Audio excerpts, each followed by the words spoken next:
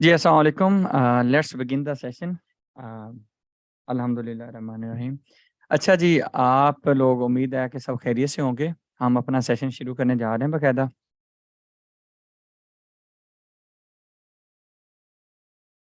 अब हमने कोई भी चीज मॉडिफाई करनी है एफबीआर में, तो हमने सोल प्रोप्राइटर रजिस्टर करना है, हमने बिजनेसमैन बनना है, हमने कुछ भी करना है।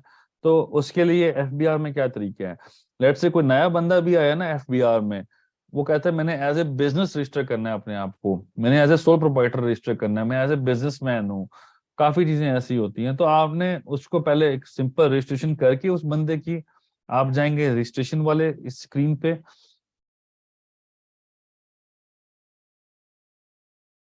181 एक मॉडिफिकेशन वाला होता है, एक सर 181 जो कि फर्म और एओपी के लिए होता है टॉप पे। दोनों सेम होते हैं यार, वो फर्म रजिस्ट्रेशन होती है एक, और एक होती है फॉर मॉडिफिकेशन। तो आप वहां से चेंज कर लेते हैं। वो 181 जो फर्म का होता है वो एफबीआई वाले खुद करते हैं, उनको डॉक्यूमेंट्स देते हैं, फिर रजिस्टर हो जाते हैं एज ए। आपको फॉर्म सी जो फर्म होती है उसके लिए रिक्वायरमेंट्स होती हैं कुछ, वो जमा करानी होती है, फिर आप 181 आपको मिलता है और वो आपको एफबीआई खुद से देता है, आप वहां जाके लेते हैं फर्म के लिए। जो बकिया इंडिविजुअल बिजनेसमैन बनते हैं वो आप यहीं से अप्लाई करते हैं। अच्छा जी, हम रजिस्टर तो हो चुके हैं ऑलरेडी, बट यहाँ पे अगला फॉर्म है, form of register for modification of NTN.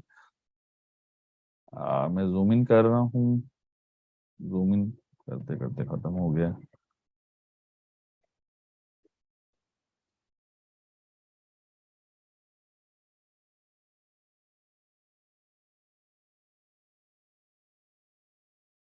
आप सब लोगों को आई होप नजर आ रहा होगा, ठीक है।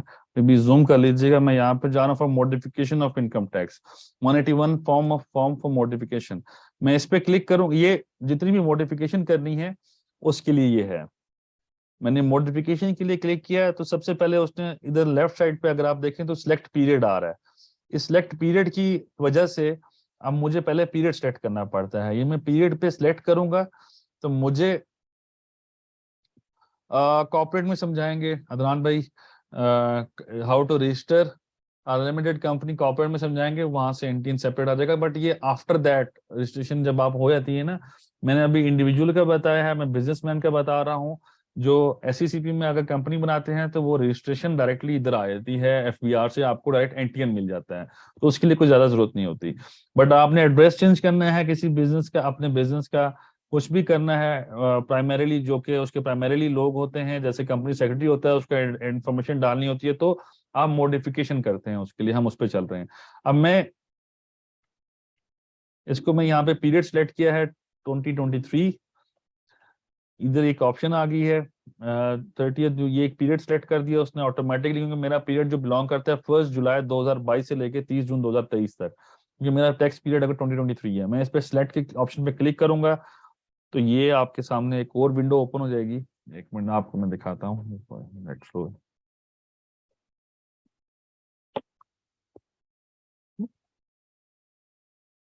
ये मेरी इंफॉर्मेशन आ गई है आपके आगे, ठीक है। ये मेरी पर्सनल इंफॉर्मेशन है।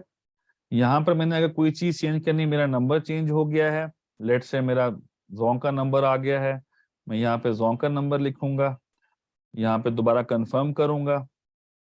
ऊपर वाली इंफॉर्मेशन चेंज नहीं होगी, ये सेम की सेम रहेगी, ठीक है। लेकिन इसको आप पर्सनल प्रोफाइल में जाके चेंज कर सकते हैं।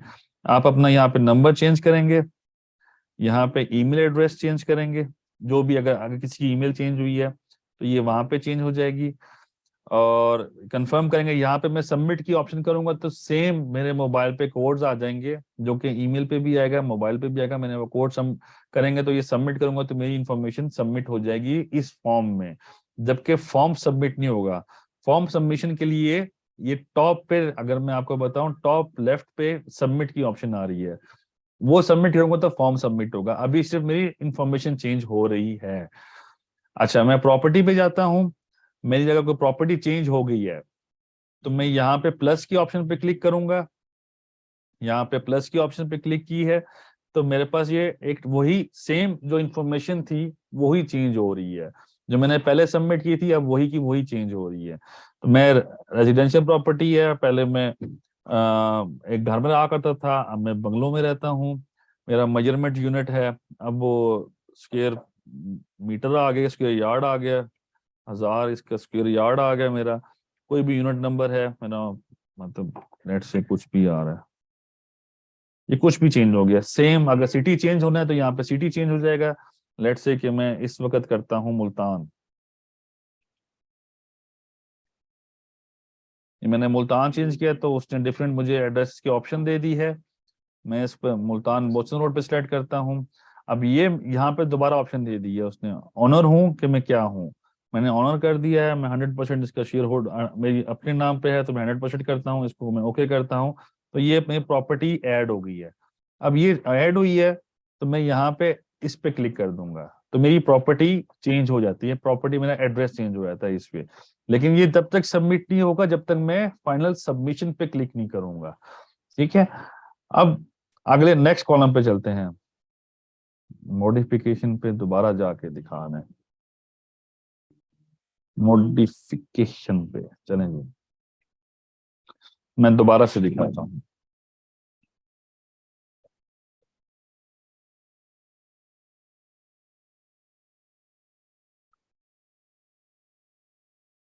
सैयद अली अहमद, अनीक भाई, गुजार भाई, गुलाम रसूल भाई, आवाज सबको आ रही है, आपको नहीं आ रही आई गेस। आप अपना प्लीज इंटरनेट चेक करिएगा।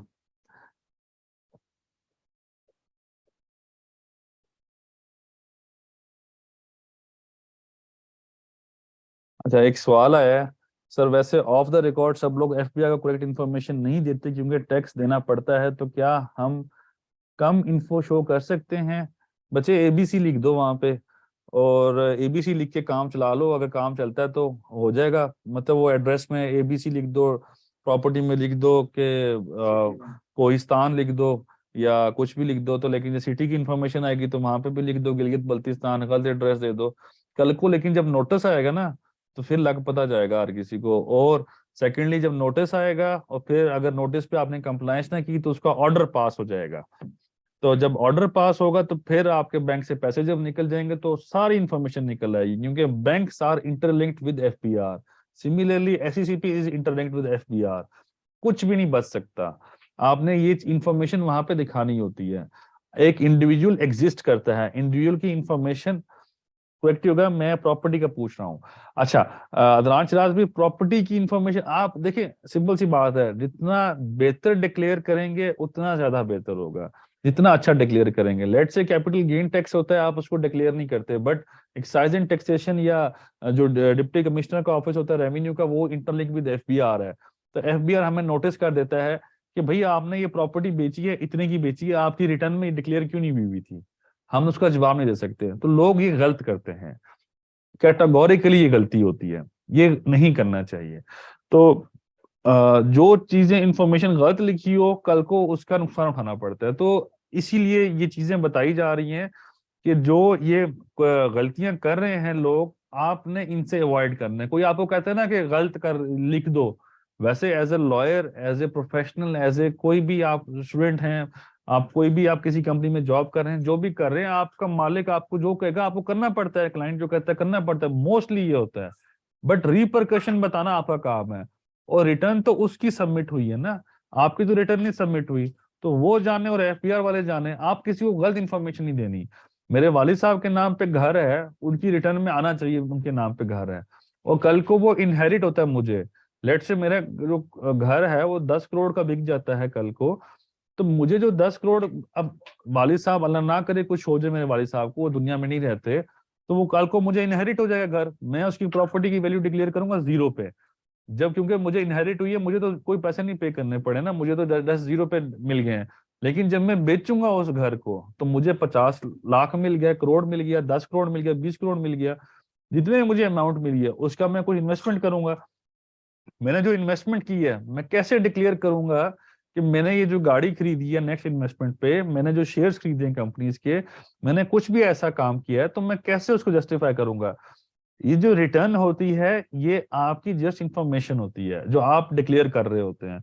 जब आपने रिटर्न फाइल कर दी, आपने अपनी तरफ से डिक्लेरेशन दे दी, आपकी तरफ से काम पूरा हो गया, लेकिन एफबीआर वाले कहते हैं नहीं भाई किधर जाते हो, वापस आओ ना जरा, हमें information A to Z proper दो, आपके नाम पे तो ये प्लॉट आ रहा है, आपके नाम पे तो ये घर आ रहा है, कल को फिर मसला हो जाएगा। अच्छा, एक जगह काम किया, वहां से लेट्स सपोज करोड़ में थी लेकिन शो हजारों में की गई है, टैक्स बचाने के लिए गवर्नमेंट ने हमें, अच्छा यार नहीं करना चाहिए, सिंपल अदनान भाई नहीं करना चाहिए, ठीक है। हाँ, 122 order for assets non declaring basically wealth का हो जाएगा, ठीक है। अगर आप इंफॉर्मेशन निकाल देंगे तो 121 का ऑर्डर हो जाएगा। तो खैर चलें जी, हम आगे चलते हैं, कोई मसला नहीं। डिक्लेयर पूरा करना चाहिए, गलत होता है बच्चे, आप अपने बैंक्स को जस्टिफाई नहीं कर सकते, क्लियर बात है कि जस्टिफाई जब नहीं कर सकते तो इसका मतलब है आपके दिल में चोर है। Person name is showing on a registered certificate instead of sole proprietor business name, kindly ये भी बताइए, sometimes person name is showing on, तो कोई मसला नहीं ना, बिजनेस इंडिविजुअल है। मैं आपको बताता हूँ, मेरे पास अभी फॉर्म नहीं है, मैं आपको फॉर्म शेयर कर दूंगा, ऊपर बिजनेस लिखा होता है, हाँ इसके इधर से मैं आपको क्लियर कर देता हूँ, ठीक है। आपको स्क्रीन आपके पास आ रही होगी, सॉरी मैं यहाँ पे वापस जाता हूँ, ये स्क्रीन आ रही है आपके पास, मैं यहाँ पे जाता हूँ ऑनलाइन वेरिफिकेशन पोर्टल पे, जो भी ये काम करता है, जो भी चीजें डिक्लेयर हो रही हैं वो यहाँ पर आ रही होती हैं। मैडम मैं तहमीना में आता हूँ आपके सवाल पे, ऑनलाइन वेरिफिकेशन पोर्टल बना हुआ है, यहाँ पे मैंने ऑनलाइन ये एफबीआर की साइट पे मेन पे इसी पे ऑनलाइन आईआरएस के नीचे 3-4 टैब्स के नीचे ऑनलाइन वेरिफिकेशन पोर्टल पे मैं क्लिक करूंगा, एक नई विंडो ओपन होगी, ठीक है। यहाँ पर मैं करूंगा टैक्स पे प्रोफाइल इंक्वायरी, जितने भी टैक्सेस होते हैं, जो भी जिसने विद होल्डिंग करनी होती है, टैक्स काट रहे होते हैं कुछ भी, वो पहले टैक्स पे प्रोफाइल इंक्वायरी करते हैं। मैंने यहाँ पे टैक्स पे प्रोफाइल इंक्वायरी की, ये नई विंडो ओपन होगी, यहाँ पे मैं करूंगा एनटीएन है, पासपोर्ट नंबर है, जो भी ये registration and corporation number companies का होता है, मेरा लेट से सीएनआईसी था, मैं यहाँ पे डालता हूँ 313, मैं यहाँ पे कैप्चा लिखूंगा। अब मैं इसको जैसे वेरीफाई, यहाँ पे मैं उसकी इन्फॉर्मेशन डाल के वेरीफाई करूंगा, तो मेरे नाम पे कुछ भी नहीं आ रहा, बिजनेस वगैरह नहीं आ रहा, ठीक है, मेरे नाम पे सेल्स टैक्स नहीं आ रहा, बिजनेस नहीं आ रहा, लेकिन यहाँ पर ये ऑप्शन आ रही है नीचे, business branch, business address, principal activity, तो यहाँ पर नीचे एक रो बनी हुई आ जाएगी जिसमें लिखा होगा कि वो बिजनेस इंडिविजुअल है। तो ये एनटीएन वेरिफिकेशन होती है एक तरह से ना।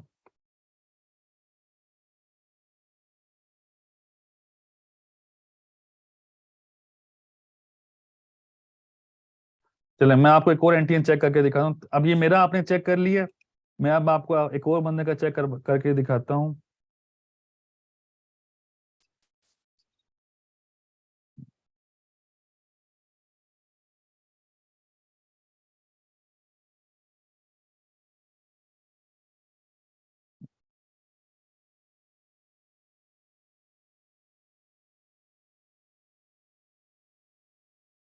अब ये बशारत भाई हैं जो, इनके नाम पे ये कंपनीज आ रही हैं, ये उसका बिजनेस एड्रेस है, ये सोल प्रोप्राइटर हैं बीच में, ठीक है जी, कंपनी भी रजिस्टर्ड है इनकी, इनका सोल प्रोप्राइटर भी है, तो इनके दोनों एड्रेसेस ये आ रहे हैं। अब अगर इनका मैं ऑनलाइन देखूंगा तो वहां पे नाम इनका बिशारत अली आ रहा होगा, आईडी कार्ड लिखूंगा तो, लेकिन अगर मैं इसका अपना बिशारत अली एंड कंपनी का चेक करूंगा तो वो उसका आ रहा होगा। सो ये इस तरह चीजें चला करती हैं, जिस तरह आप सोच रहे हैं थोड़ा सा डिफरेंट है उससे। मिस तमीना आपका सवाल रह गया, ये आई गेस यहीं पे खत्म करते हैं, क्योंकि आप टैक्स पे प्रोफाइल इंक्वायरी कर लीजिएगा ना, आपके सवालों के जवाब वहां से हल हो जाएंगे इंशाल्लाह।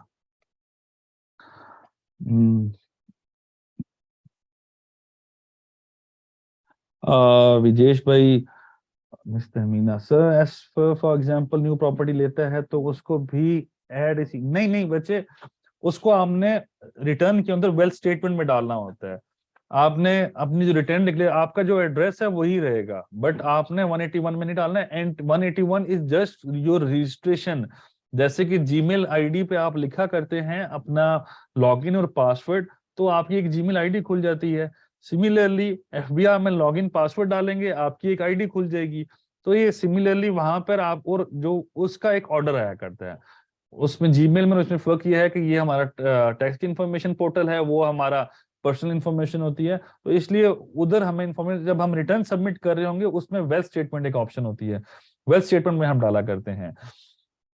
ओ मजहर भाई, if person receive something like vehicle from vital T lottery and in way, how he can declare it in the wealth statement, how much money he declare of the vehicle market value or zero value. अब if person receive vehicle from the, अब lottery से उसने receive किया तो lottery पे वो already price winning और सब कुछ वो आ रहा होता है, तो आपने अपने एसेट्स में इजाफा करना है डेफिनेटली। आपके पास इनफ्लो हो रहा है, आप अब वेल्थ स्टेटमेंट में जब फाइल करेंगे मैं आपको दिखाऊंगा भी सही भैया, वेल्थ स्टेटमेंट में इनफ्लो हुआ, इनफ्लो में आपने डाल दिया कि करोड़ रुपए आपकी विनिंग हुई है, और जो करोड़ रुपए आपकी इनफ्लो आया तो फिर आपने जो एसेट्स होते हैं उसमें क्या क्या इजाफा किया तो वो वहां पे डिक्लेयर कर देते हैं, तो वो वेल्थ स्टेटमेंट में इजीली डिक्लेयर हो जाता है, कोई बड़ी बात नहीं। गवर्नमेंट एम्प्लॉय को प्राइवेट बिजनेस भी कर सकता, part time like government teacher शाम को अपने ग्रोसरी स्टोर रन कर सके। मैं इसमें अगर रिपोर्केशन बताऊंगा कि गवर्नमेंट एम्प्लॉय जो होते हैं वो ओथ देते हैं कि हम, स्पेशली ऑफिसर्स जो होते हैं वो ओथ देते हैं कि हम इसके अलावा कोई और काम नहीं करेंगे, हमारा यही है करता धरता है, तो वो लीगली अलाउड नहीं होते काम करने के। पर भी आ सकता है या बिजनेस नेम आ सकता है, वो रेफरेंस नंबर वो आपका एनटीएन नंबर होता है, ठीक है। चलिए जी मैं वापस जाता हूँ।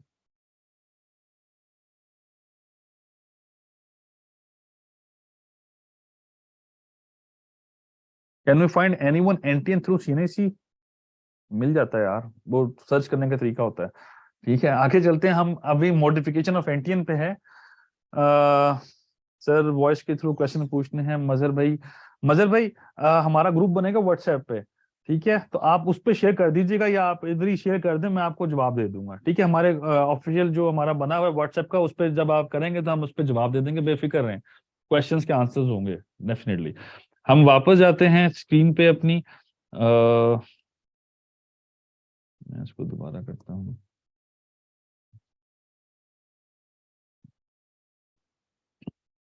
जो भी क्वेश्चन हो रहा है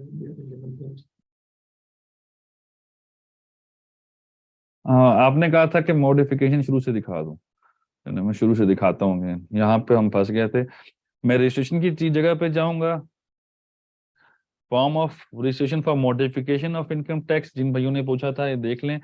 मैं मॉडिफिकेशन पे यहाँ पे क्लिक करूंगा, ये एक नया विंडो खुल जाएगी जिसमें ये चीज चल रही होगी, तो ये इंफॉर्मेशन आ रही है। यहाँ पे मैंने सिलेक्ट करना है पीरियड, मैंने किस पीरियड के लिए अपना एनटीएन मॉडिफाई करना है, मैंने 2023 के लिए कर सकता हूँ, 2022 के लिए मैं नहीं कर सकता, कर सकता हूँ डेफिनेटली, बट वो एक साउंड बात नहीं होती। अब मैंने आज से एनटीएन लिया है, आज से मैंने बनाई है कंपनी, तो मैं कर सकता हूँ। जब मैंने प्रीवियसली लेट से मैंने स्किप हो गया तो आप कर लीजिएगा, वरना मॉडिफाई करने की जरूरत नहीं है। 2023 के लिए मैंने मॉडिफाई किया, इसमें उसने पीरियड बता दिया कि आपका यही पीरियड है, मैं करूंगा, मेरे पास और पीरियड ही नहीं है तो मैं यही सिलेक्ट कर लूंगा। तो कुछ कंपनीज के लिए जो कि टैक्स ईयर्स डिफरेंट होते हैं तो उनके डिफरेंट आया करते हैं, तो हम, मेरा क्योंकि मैं एक इंडिविजुअल हूँ, मेरा जो टैक्स पीरियड है वो 1 जुलाई से रन होते हैं 30 जून तक, तो ये चीज ऐसे है। तो मेरे पास ये नई विंडो आ गई, ये मेरी पर्सनल इंफॉर्मेशन आ रही है, ये है form of registration for modification of income tax. इसकी में मेरा ये फॉर्म है, ये फॉर्म जब तक सबमिट नहीं होगा मेरा एनटीएन मॉडिफाई नहीं होगा, मेरा आईडी कार्ड का जो इन्फॉर्मेशन है वो यहाँ पर मॉडिफाई नहीं होगी। आईडी कार्ड का मतलब ये है कि इधर एफबीआर में जो इन्फॉर्मेशन है, रजिस्ट्रेशन नंबर या एनटीएन जिसे कह ले। अब इस पर्सनल के अंदर मेरा ये इंडिविजुअल आ रहा है, पर्सन में इंडिविजुअल हूँ, यहाँ बिजनेस लिखा हुआ आ रहा है, सिंपल सी बात है, मैं जो भी बकिया इन्फॉर्मेशन है वो एग्जिस्ट कर रही है। अब ये मैं मेरा मोबाइल है मोबिलिंक का, अब मैं चेंज करता हूँ यूफोन से, मैं यहाँ पे यूफोन का नंबर डालूंगा, आपको जूम इन कर देता हूँ, यहाँ पे मैं यूफोन का नंबर डालूंगा, कंफर्म करूंगा नीचे, सिमिलरली ईमेल बताऊंगा, ईमेल कंफर्म करूंगा, और यहाँ पे मैं सबमिट करूंगा तो मुझे कोड रिसीव होंगे, मैंने कोड्स रिसीव होने के बाद मोबाइल पे और ईमेल पे मैं उसको सबमिट करूंगा तो वो हो जाएंगे। अब इसके बाद मैंने अगर लेट से एड्रेस चेंज करना है, मेरी प्रॉपर्टी कोई भी एड्रेस है वो मैंने चेंज करना है, तो यहाँ पर मैं, ये मेरा पहले का आ रहा है, मैं यहाँ पे प्लस ऑप्शन आ रही है, आई होप आपको नजर आ रही होगी, ये प्लस ऑप्शन पे मैं क्लिक करूंगा।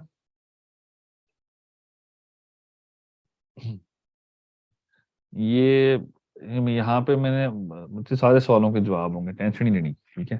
तो यहाँ पे मैं रेजिडेंशियल प्रॉपर्टी करता हूँ, कोई भी चीज मैंने इंफॉर्मेशन लिख दी है, जो जो जिसकी जो इंफॉर्मेशन होगी उसी हिसाब से आप लिखेंगे। आपकी अपनी इंफॉर्मेशन है उस हिसाब से लिखेंगे, किसी क्लाइंट की कर रहे हैं तो उसके हिसाब से लिखेंगे, जो आपको इंफॉर्मेशन वो प्रोवाइड करेगा। आपने खुद से कुछ नहीं लिखना। जब भी किसी क्लाइंट का, लेट से आप में से कुछ लॉयर्स होते हैं, कुछ प्रोफेशनल्स होते हैं, कुछ कंपनी में जॉब कर रहे होते हैं, तो जो आपको इन्फॉर्मेशन याद रखिएगा, आपने हर चीज का रिकॉर्ड रखना है प्रोफेशनली। ठीक है, रिकॉर्ड नहीं रखेंगे कल को आप लोग फंस जाएंगे कि आपने ये एड्रेस क्यों चेंज किया, ये क्यों किया, सारा कुछ। अब मेरा रेस्ट हाउस है, मेरा क्वार्टर है, मेरा कुछ भी है, मैं यहाँ पे सिलेक्ट कर लूंगा अपना। ठीक है, मैं यहाँ पे लेट से ये कैबिन कर लिया मैंने, मेरा मेजरमेंट यूनिट था, स्क्वायर मीटर था, 10 स्क्वायर मीटर का मेरा कैबिन है। मेरा ऑफिस नंबर 4 ये आ गया, जैज सिटी में ऑलरेडी समझा चुका हूँ, मैंने सिलेक्ट किया है। इस्लामाबाद अर्बन में आता है ये। कैपेसिटी में एज ए बेनामी हूँ, मेरा शेयर है 1 से कम शेयर नहीं होगा, 100 से ज्यादा नहीं होगा, याद रखिएगा ये शेयर जो है। ठीक है, मैं इसको ओके करता हूँ, ये प्रॉपर्टी आ गई, इस पे मैं क्लिक करूंगा, मेरा अब एड्रेस ये चेंज हो रहा है तो मैं ये चेंज कर रहा हूँ। ठीक है, इस पे मैंने टिक कर दिया। अब आते हैं सोल प्रोप्राइटर की तरफ आगे। अगर ये मेरा यहाँ तक कहानी खत्म हो गई, मैं इंडिविजुअल हूँ, तो मैंने सबमिट कर दिया डायरेक्टली यहाँ से सबमिट। मेरा जब सबमिट करूंगा तो मेरा आउटबॉक्स में चला जाएगा, और आउटबॉक्स के बाद मेरा कंप्लीटेड टास्क में रजिस्ट्रेशन टैब में चला जाएगा, यही मेरा फॉर्म। और थोड़ी देर बाद मुझे 181 का ऑर्डर भी रिसीव हो जाएगा। अब लेट से कि मैं एक बिजनेस इंडिविजुअल हूँ, मैंने बिजनेस अपना ऐड करना है, मैं सोल प्रोप्राइटर हूँ, मैंने यहाँ पे अपना बिजनेस ऐड करना है। लेट से मैं SY के लीगल लिख लेता हूँ। इसको आप सब लोगों को आई होप नजर आ रहा होगा, मैं दोबारा इसको कर लेता हूँ। ये बिजनेस की टैब जो है, इस पे मैं गया हूँ, नेक्स्ट टैब थी ये, इस पे मैंने यहाँ पे कैपेसिटी के आगे प्लस की ऑप्शन बनी हुई है, मैं इस पे क्लिक करूंगा। मेरा एक बिजनेस नेम एग्जिस्ट करता होगा, लेट से आप में से मजहर भाई थे, एडवोकेट मजहर चैम्बर्स। ठीक है, अब मैंने ये बिजनेस नेम है मेरा, एक्विजिशन डेट मैंने कब से इसको एक्वायर किया है, मैं कल से, जो कल फ्यूचर ट्रांजैक्शन इसमें अलाउड नहीं है। मैंने जनवरी 2022 से ये चैम्बर बना लिया था अपना। अब मैं इसका ओनर हूं। अब नीचे अगली जो चीज आ रही है वो अहम है, इसमें मैंने प्लस की ऑप्शन, अब इसमें आ रही है कि मेरा सेक्शन कौन सा लगता है, division, group, class, sub class, principal, FED, sales tax लगता है कि नहीं लगता। मैं यहाँ पे प्लस की ऑप्शन पे क्लिक करूंगा तो मुझे ये दे देगा। अब आया, मैं प्रिंसिपल एक्टिविटी मेरी है कि नहीं है, मेरी प्रिंसिपल एक्टिविटी वकालत है तो मैं प्रिंसिपल एक्टिविटी क्लिक कर देता हूँ। मुझ पे सेल्स टैक्स लगता है ये नहीं लगता, अगर लगता है तो सेल्स टैक्स पे क्लिक, नहीं लगता तो इस पे अनचेक। FED लगता है कि नहीं लगता, चेक, अनचेक। सिमिलरली अब सेक्शन आ गया, सेक्शन पे मैंने जब क्लिक किया, मैं दोबारा बताता हूँ, जब मैं सेक्शन पे क्लिक करता हूँ यहाँ पर मेरे पास ऑप्शंस काफी आती हैं। लेट्स से कि जो मजहर भाई थे वो एडवोकेट हैं, वो कंसल्टेंसी देते हैं। अब मैंने कंसल्टेंसी की, यहाँ पे काफी ऑप्शंस आ जाती हैं।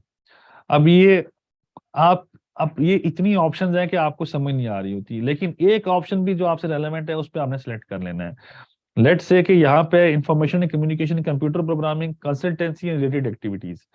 कंप्यूटर प्रोग्रामिंग एक्टिविटीज अगर देखा जाए तो हमें कंसल्टेंसी हमें हिट करता है। यहाँ पे अगर मैं ये भी करूं, चेक करता हूँ एडवोकेसी है कि नहीं, प्रोफेशनल में आएगा। लीगल एक्टिविटीज ये आ गया मजहर साहब का, अगर हम देखें तो ये लीगल एक्टिविटीज आ गया। जो अकाउंटिंग सर्विसेज दे रहे हैं उनके लिए accounting, bookkeeping, auditing services आ गया। जो टैक्स की सर्विसेज दे रहे हैं हम जैसे लोग, हम टैक्स कंसल्टेंसी पे क्लिक कर लेते हैं। क्लिक क्या करना है, यहाँ पे जस्ट सेलेक्ट कर देना है, इसमें नथिंग स्पेशल। अब अगर मैं बात करूं प्रोफेशनली तो इस टैक्सेशन सर्विसेज पे सेल्स टैक्स लगा करता है, FED नहीं लगा करता। सेल्स टैक्स और FED में एक माइनर सा डिफरेंस है, FED is the mother law and sales tax is the child law. FED पहले पाकिस्तान में सिर्फ और सिर्फ FED एग्जिस्ट करता था, सेल्स टैक्स जो है वो FED से ड्राइव हुआ है। सेल्स टैक्स का इनडायरेक्ट टैक्सेशन है, ज्यादा बढ़ता जा रहा था तो इन्होंने सेल्स टैक्स को लॉ को सेपरेट कर दिया, जिसकी वजह से सेल्स टैक्स का लॉ अब एग्जिस्ट करता है। लेकिन कुछ चीजें ऐसी हैं जो कि FED एक्ट में सेल्स टैक्स में नहीं है, और सेल्स टैक्स में ऐसी चीजें जो FED में नहीं है। सिमिलरली FED जो है उस पे सारी, जो FED में जो इंफॉर्मेशन है वो लिखा हुआ है कि all the things that are in the sales tax shall mutatis mutandis will apply, but that would be discuss in the long term course, और हम उसको बाद में डिस्कस करेंगे। लेकिन legal and accounting services, accounting इस पे चलते हैं। हमारी सब क्लास सब कुछ नहीं कर रहे, प्रोडक्ट पे कुछ नहीं हमें ऑप्शन दे रहा, हम इसको स्टार्ट डेट कर देते हैं। हमने पहले कहा जनवरी में मैंने एक्वायर किया, जनवरी 1 को मैंने इसको वो कर लिया बिजनेस को ऑन।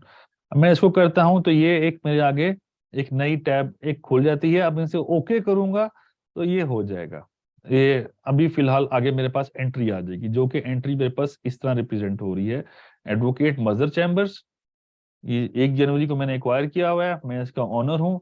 मेरी इसकी डिस्पोजल हुआ है कि नहीं, इस पे मैं मजीद क्लिक करता हूँ तो मेरे आगे वो सब क्लास मुझे बताता है कि मेरी सब क्लास सेक्शंस क्या क्या एग्जिस्ट करते हैं, ये प्रिंसिपल है नहीं है जो भी है। अब सोल प्रोप्राइटर के लिए अगली अहम चीज ये है कि यहाँ पर आपने एक बिजनेस को एड्रेस के साथ लिंक करना है। अब मैं यहाँ पे हमेशा इसके बगैर फॉर्म सबमिट नहीं होगा।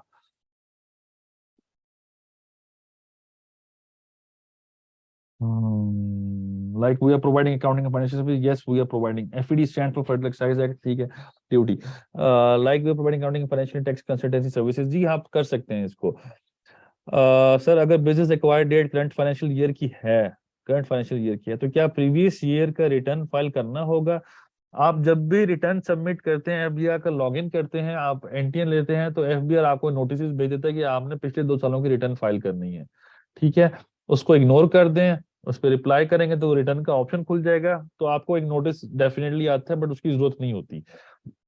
अगर आपको कोई इसमें कोई क्वेश्चन करता है तो आपने आगे से यही करना है कि उससे एक रिप्लाई करना होता है, और रिप्लाई में यही चला करता है कि आपने रिटर्न क्यों नहीं सबमिट किया, क्योंकि हम इस तरह इतने अहल ही नहीं थे कि रिटर्न सबमिट कर सके। हमने बिजनेस अब खोला, हम अभी रिटर्न सबमिट करेंगे। If I buy contact number which was already in sellers use, now it is converted on my name, can I submit the same number for my registration? अगर वो एफबीआर पर registered नहीं है, FBR पे registered नहीं है, तो आप यूज कर सकते हो। If I have a company, मैं सजाद भाई आपको जवाब दे रहा हूँ। If I have company on my name, will the details और text of the company be on its my name और on my name? If I have company और मेरे नाम पे एक कंपनी एग्जिस्ट करती है, विल द डिटेल्स और text of the company will be on AOP की? अगर यहाँ पे मैं बात करूं जहां तक एओपी का ताल्लुक है, अगर एओपी में आप, एओपी क्या होती है, एसोसिएशन ऑफ पर्सन या पार्टनरशिप फर्म कहते हैं हम उसको। पार्टनरशिप अगर आप बिजनेस में हैं, तो जो पार्टनरशिप का टैक्स पे होता है वो ही आपका, उसमें आपने कुछ नहीं एक्स्ट्रा पे करना होता। आपकी इंडिविजुअल की रिटर्न में ऑप्शन होती है शेयर फ्रॉम द पार्टनर्स, तो आप वहां से क्लियर हो जाते हैं, क्योंकि प्रिंसिपल ने टैक्स पे कर दिया तो आपके ऊपर टैक्स लायबिलिटी एग्जिस्ट नहीं करती। अब ये डिपेंड करता है कि आप बिजनेस क्या कर रहे हैं। अगर आप सोल प्रोप्राइटर हैं, तो जो सोल प्रोप्राइटर से, सोल प्रोप्राइटर एक बिजनेस है, उससे जो पैसे बचेंगे तो उससे आप अपने आप को भी कुछ दे रहे होंगे, तो जो अपने आप को कुछ दे रहे होंगे वो आपकी पर्सनल रिटर्न का हिस्सा बनेगा। जो सोल प्रोप्राइटर बिजनेस है वो वहीं पे एग्जिस्ट करेगा। चलें आगे चल। भाई जरा सबर, मैं अभी आगे इसको लेके चलता हूँ, ठीक है, जरा सबर। मदर चैम्बर्स को मैंने यहाँ पे कर लिया। अब मैंने अगली बार चलता हूँ कि हमने बिजनेस को लिंक करना है, बिजनेस को किसी प्रॉपर्टी के साथ। ये मेरा बिजनेस तो हो गया, बट इसका लिंकिंग नहीं है किसी प्रॉपर्टी के साथ। अब मेरे पास, जब मैंने इस प्लस की ऑप्शन पे क्लिक किया है, तो मेरे पास एक विंडो ओपन हुई है जिसमें ये प्रॉपर्टी बता रहा है कि मेरा बिजनेस कहाँ पे एग्जिस्ट कर रहा है। तो मैंने इस जगह पे चेक किया, इसको मैंने ओके करूंगा तो ये मेरा बिजनेस एड्रेस भी आ गया, इसके साथ लिंक हो जाता है। लिंक में हम कुछ नहीं कर रहे, क्योंकि अगर मेरा कोई है कुछ भी लिंकिंग के लिए तो मैं उसको कर लूंगा, लेकिन यहाँ पे मेरी ऑप्शन ऐसा सोल प्रोप्राइटर के लिए नहीं आ रही होती, तो इसको फिलहाल सोल प्रोप्राइटर की हद तक अवॉइड करिएगा। अटैचमेंट में, हम अटैचमेंट की टैब पे जा रहे हैं। अटैचमेंट की टैब में हमने देना है कि हमारा क्या क्या वजूहात है कि हम बिजनेस में गए हैं। यहाँ पर आपने अपनी प्रॉपर्टी का एड्रेस देना है, उसका क्या एविडेंस होगा, आपका रेंट एग्रीमेंट। अगर आपके अपने नाम पे तो फर्द लगा दें यहाँ पे, वो आपने देना है। कोई भी यूटिलिटी बिल है, स्पेसिफिकली जो इलेक्ट्रिसिटी बिल है, वो आपने साथ अटैच करना है। और कोई भी आपका एग्रीमेंट है बिजनेस है, कुछ भी कैसे आपने बनाया है आप बिजनेस, आप अपने लेटर हेड, एक सिंपल सा लेटर हेड इसमें अटैच कर सकते हैं। ये प्लस प्लस प्लस 3 ऑप्शंस है, यहाँ पे आप अटैच करें, यहाँ पे प्लस पे क्लिक करेंगे तो यहाँ पे फाइल पे क्लिक हो जाएगा, तो आप जो भी फाइल आपने लगानी है यहाँ पे आप लगा लेंगे। तो इस प्लस की ऑप्शन के थ्रू सारा कुछ होता है यहाँ पे अटैचमेंट। तो ये सारी सबमिट हो जाएंगी या अटैच हो जाएंगी।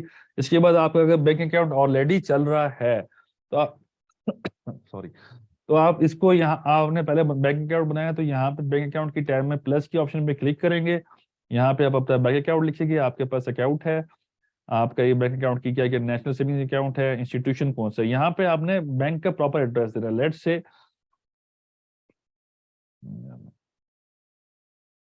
यहाँ पे मैंने लिखा है HBL अपारा। अब मैंने यहाँ पे किया तो उसने डायरेक्टली मुझे उसी जगह पे दे दिया है कि HBL अपारा मार्केट। बाजू का तो आपके ये बैंक्स यहाँ पे नहीं आ रहे हो, तो यहाँ पे आपने सर्च प्रॉपर ब्रांच का करना है। तो फिर आपके ऊपर सर्च की जब ऑप्शन पे क्लिक करेंगे तो फिर आपके पास प्रॉपर बैंक की एड्रेस आ जाएगा। तो मैं सिलेक्ट कर लेता हूँ, तो ये मेरा बिजनेस बैंक अटैच हो गया। रेफरेंस नंबर बैंक का कोई है तो मैं अकाउंट बेसिकली यहाँ पे अकाउंट नंबर लिखता हूँ 1 2 3 4 5 6 7 में लिख जो भी लिख दिया। PKR में चल रहा है तो मैं PKR लिख दूंगा। जिस डेट को ओपन हुआ है बैंक वाले देते हैं इंफॉर्मेशन। मैं इसका ऑनर हूँ अकाउंट का, मेरा 100% शेयर है।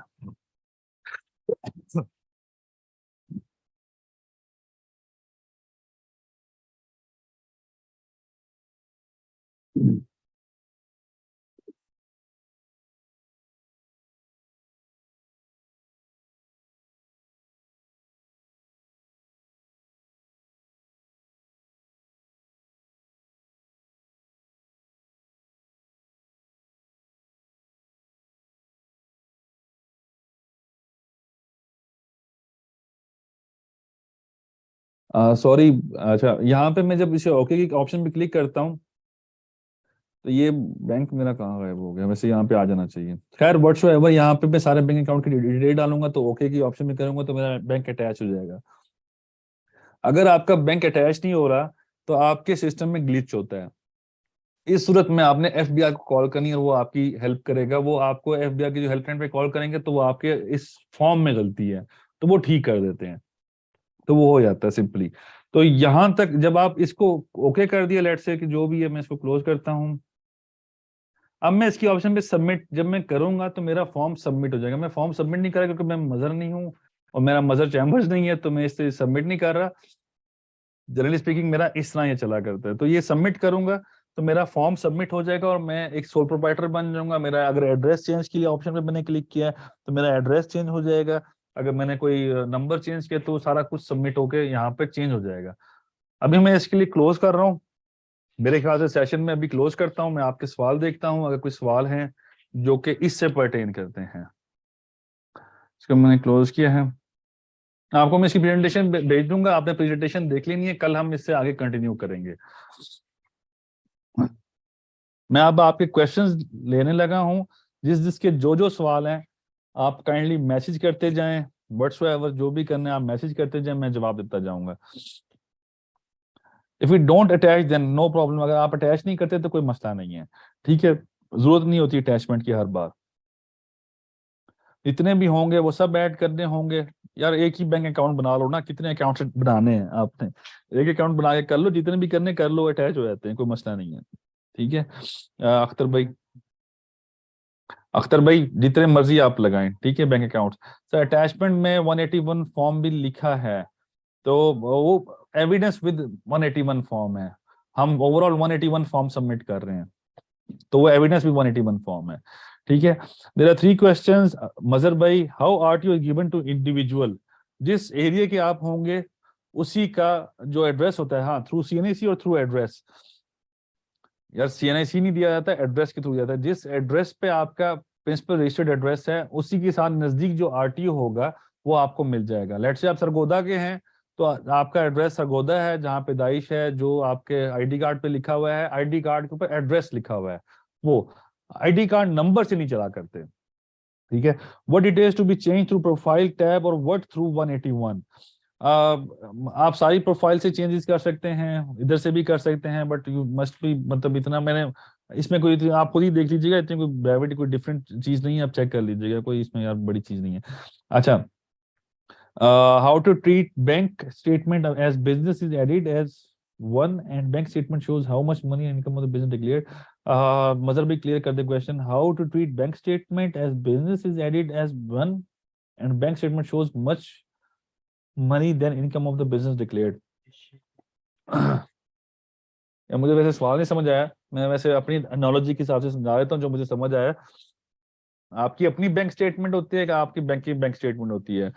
आपने आप अगर इतने अहल हैं कि आपकी जो भी क्रेडिट एंट्रीज बैंक में आ रही हैं वो आपकी पर्सनल हैं कि कंपनी की हैं? आप अगर एक बिजनेसमैन हैं तो आपको पता होता है कि ये मेरे पैसे मेरी बिजनेस के आ रहे हैं या मेरे मेरे भाई ने मुझे ट्रांसफर किए, लेट से। तो अगर आप इस तरह कर सकते हैं तो वो जो पैसे हैं वो आपने उस तरफ डालने हैं, बाकी दूसरे डालने हैं। अच्छा, प्लीज अनम्यूट अस। यार बड़ी सलमान भाई बड़ी वो की चीज कह रहे हो। मैं करता हूँ बच्चे, मैं आप सबके सुनता हूँ, मैं आपकी आवाजें भी सुनना चाहूंगा डेफिनेटली, थोड़ा सा दें। रिकॉर्डिंग भी भेज देंगे चिराज भाई। If business registered with name ABC, Allah हाफिज है अनीक भाई उसका, ठीक है ना। एबीसी बिजनेस होते हैं लेकिन ABC private limited, ABC something, कुछ ना कुछ तो होना चाहिए ना। How can registered AOP from FBR and company? बच्चे एओपी जो होती है वो एफबीआर में, सबसे पहले बात बताऊं, हर एक कंपनी का एक रजिस्ट्रेशन अथॉरिटी होती है। सोल प्रोप्राइटर का एफबीआर रिस्पॉन्सिबल है। जो एओपी है उसका रजिस्ट्रार ऑफ फर्म होता है जो रिस्पॉन्सिबल है। और जो रजिस्ट्रार ऑफ फर्म ने किया वो मतलब उधर ही काम होगा, लेकिन उसको हम आगे से एफबीआर में, एफबीआर आपकी गोशवारे देखा करता है, रिटर्न्स देखा करता है, एफबीआर फाइनेंशियल चीजें देखा करता है। जो पार्टनर आया, पार्टनर गया, जो भी उसके मसाइल हैं वो रजिस्ट्रार ऑफ फर्म देखेगा। उसकी जो लीगैलिटीज हैं, जो एक फर्म की लीगैलिटीज हैं वो देखेगा वो। लेकिन जितने पैसे आ रहे हैं आपके अकाउंट्स में, जितने पैसे जा रहे हैं, जितना टैक्स बन रहा है, वो देखेगा एफबीआर। तो अगर आपका उधर रजिस्टर हो गया है, आपने यहाँ पर आ गए हैं एफबीआर में, तो एफबीआर सिर्फ और सिर्फ आपकी बैंक स्टेटमेंट्स, आपकी इनवॉइसिंग, आपकी इस तरह की इंफॉर्मेशन देखेगा। बाकी चीजें उससे ताल्लुक ही नहीं रखती कि पार्टनर क्या कर रहा है, पार्टनर जिंदा है, पार्टनर मर गया, उसको परवाह ही नहीं है एफबीआर को। वो उसे कहते हैं मेरा काम ही नहीं इसका। अच्छा, हाँ सर, सैयद मोहम्मद अली शाहिद भाई, sir when source of income is not definite like lawyers, freelancers etc, then how can exact amount of income be assessed and ascertained? बच्चे ये दिस इज मतलब एक अजीब सी बात है कि मतलब आप पैसे कमा रहे हो, रोटी खा रहे हो, आपको पता नहीं कि पैसे कहाँ से आ रहे हैं। सिंपल सी बात कहूँ, अगर आप लॉयर्स हैं तो आपको पता है कि आप एक लॉ की सर्विसेज दे रहे हैं, तो आपकी एक सर्विस रेंडर है, ठीक है। लॉ में, इनकम टैक्स ऑर्डिनेंस में तीन चीजें आइडेंटिफाइड हैं। एक आप सेल ऑफ गुड्स है, एक सेल ऑफ सर्विसेज है, ठीक है। तीसरी चीज एग्जिस्ट ही नहीं करती। तो अगर आप गुड्स सेल कर रहे हैं तो उसके लिए लॉ सेपरेट है, जो आप सर्विस रेंडर कर रहे हैं तो उसके लिए लॉ सेपरेट है। अब रहेगी बात फ्रीलांसर्स की, तो मतलब lawyers come in the habit of services, freelancers क्या कर रहे होते हैं? ये कोई चीज प्रोडक्ट तो नहीं बेच रहे ना, generally speaking, they are rendering their services to sell the product. तो जो वो सर्विस रेंडर कर रहे होते हैं, तो मतलब अगर आप चीजें देखें तो या तो एक चीजें गुड होती है, सर्विस होती है, तो ये आइडेंटिफाई कर लें कि वो गुड्स है, सर्विसेज हैं, तो एफबीआई में टैक्स वैसे होता है, तो टैक्स उसी तरह से रिटर्न होगा। अनिक भाई, now charges because how it would be, can business name be deleted? Business name can be deleted through but not through 181 form. अब अप्लाई करते हैं उधर, क्या कहते हैं, एफबीआर में एडिशन की ऑप्शन देता है आपको एफबीआर, डिलीशन की ऑप्शन एफबीआर ने खुद रखी हुई है। आप अप्लाई करते हैं उधर एफबीआर में, आप कहते हैं कि मेरा ये, जिसे कहते हैं वॉलंटरी डी रजिस्ट्रेशन, आप खुद ही डी रजिस्ट्रेशन की एप्लीकेशन मूव करते हैं। पराल उसको दे, एफबीआर पहले एनालाइज करता है, एफबीआर यूजुअली ऑडिट करता है। जब ऑडिट करेगा उसके बाद आपका बिजनेस डी रजिस्टर होगा। अगर उसको कुछ ना मिला के कुछ भी टैक्स बनना है, नहीं बनना, जो भी है, तो फिर वो डी रजिस्टर की तरफ मूव होते हैं, वरना वो मूव नहीं होते। डिफरेंस बिटवीन एनटीएन एंड सीएनएसी, सीएनएसी बच्चे इशू करता है नादरा, एनटीएन इशू करता है एफबीआर। जनरली स्पीकिंग एनटीएन और सीएनएसी जो है इंडिविजुअल के लिए, रिकॉग्निशन के लिए एनटीएन उसका इंडिविजुअल के लिए, सीएनएसी होता है। I am answering to Syed Ali Ahmed भाई। अदनान शिराज भी, सर जो आपने बताया है इसमें जस्ट इंडिविजुअल सोल प्रोप्राइटरशिप को एंट्री को ही करते हैं रजिस्टर, बाकी एससीसीपी ऑर्डर रजिस्टर करवा देती है। एग्जैक्टली बच्चे, मैं अगर सिंपल सी बात कहूं, इंडिविजुअल और सोल प्रोप्राइटर हम एफबीआर के थ्रू रजिस्ट्रेशन करते हैं, मॉडिफाई कर सकते हैं। जो कंपनी है उसको अब एससीसीपी खुद ही रजिस्टर कर देती है, खुद ही एंटीन उसका इशू कर देती है। बट उसका 181 फॉर्म हम फाइल करते हैं for changes in principle officers, for change in their address. For कोई भी इंफॉर्मेशन, क्योंकि उनका कुछ भी चीज चेंज हो रही होगी वो थ्रू हो रही होती है उनके थ्रू, जिसे कह लें आप उनके लेटर हेड पे हो रही होती है, एक मिनट्स ऑफ द मीटिंग बन रहे होते हैं, जनरल मीटिंग हो रही होती है, उसकी जितनी भी इंफॉर्मेशन है वो हम फिर 181 फॉर्म की के साथ अटैच करते हैं, फिर वो हो जाता है। अदनान शराज भाई, ठीक है। अनीक भाई, my question, if my company is registered with business mobile shop, because my question, if my company is registered with business mobile shop, Aneeq भाई, अनीक भाई, मुझे ना असल में आप क्वेश्चंस, आप एक बड़ा सा क्वेश्चन लिखें which makes clear sense to me, मैं आपको बता दूंगा।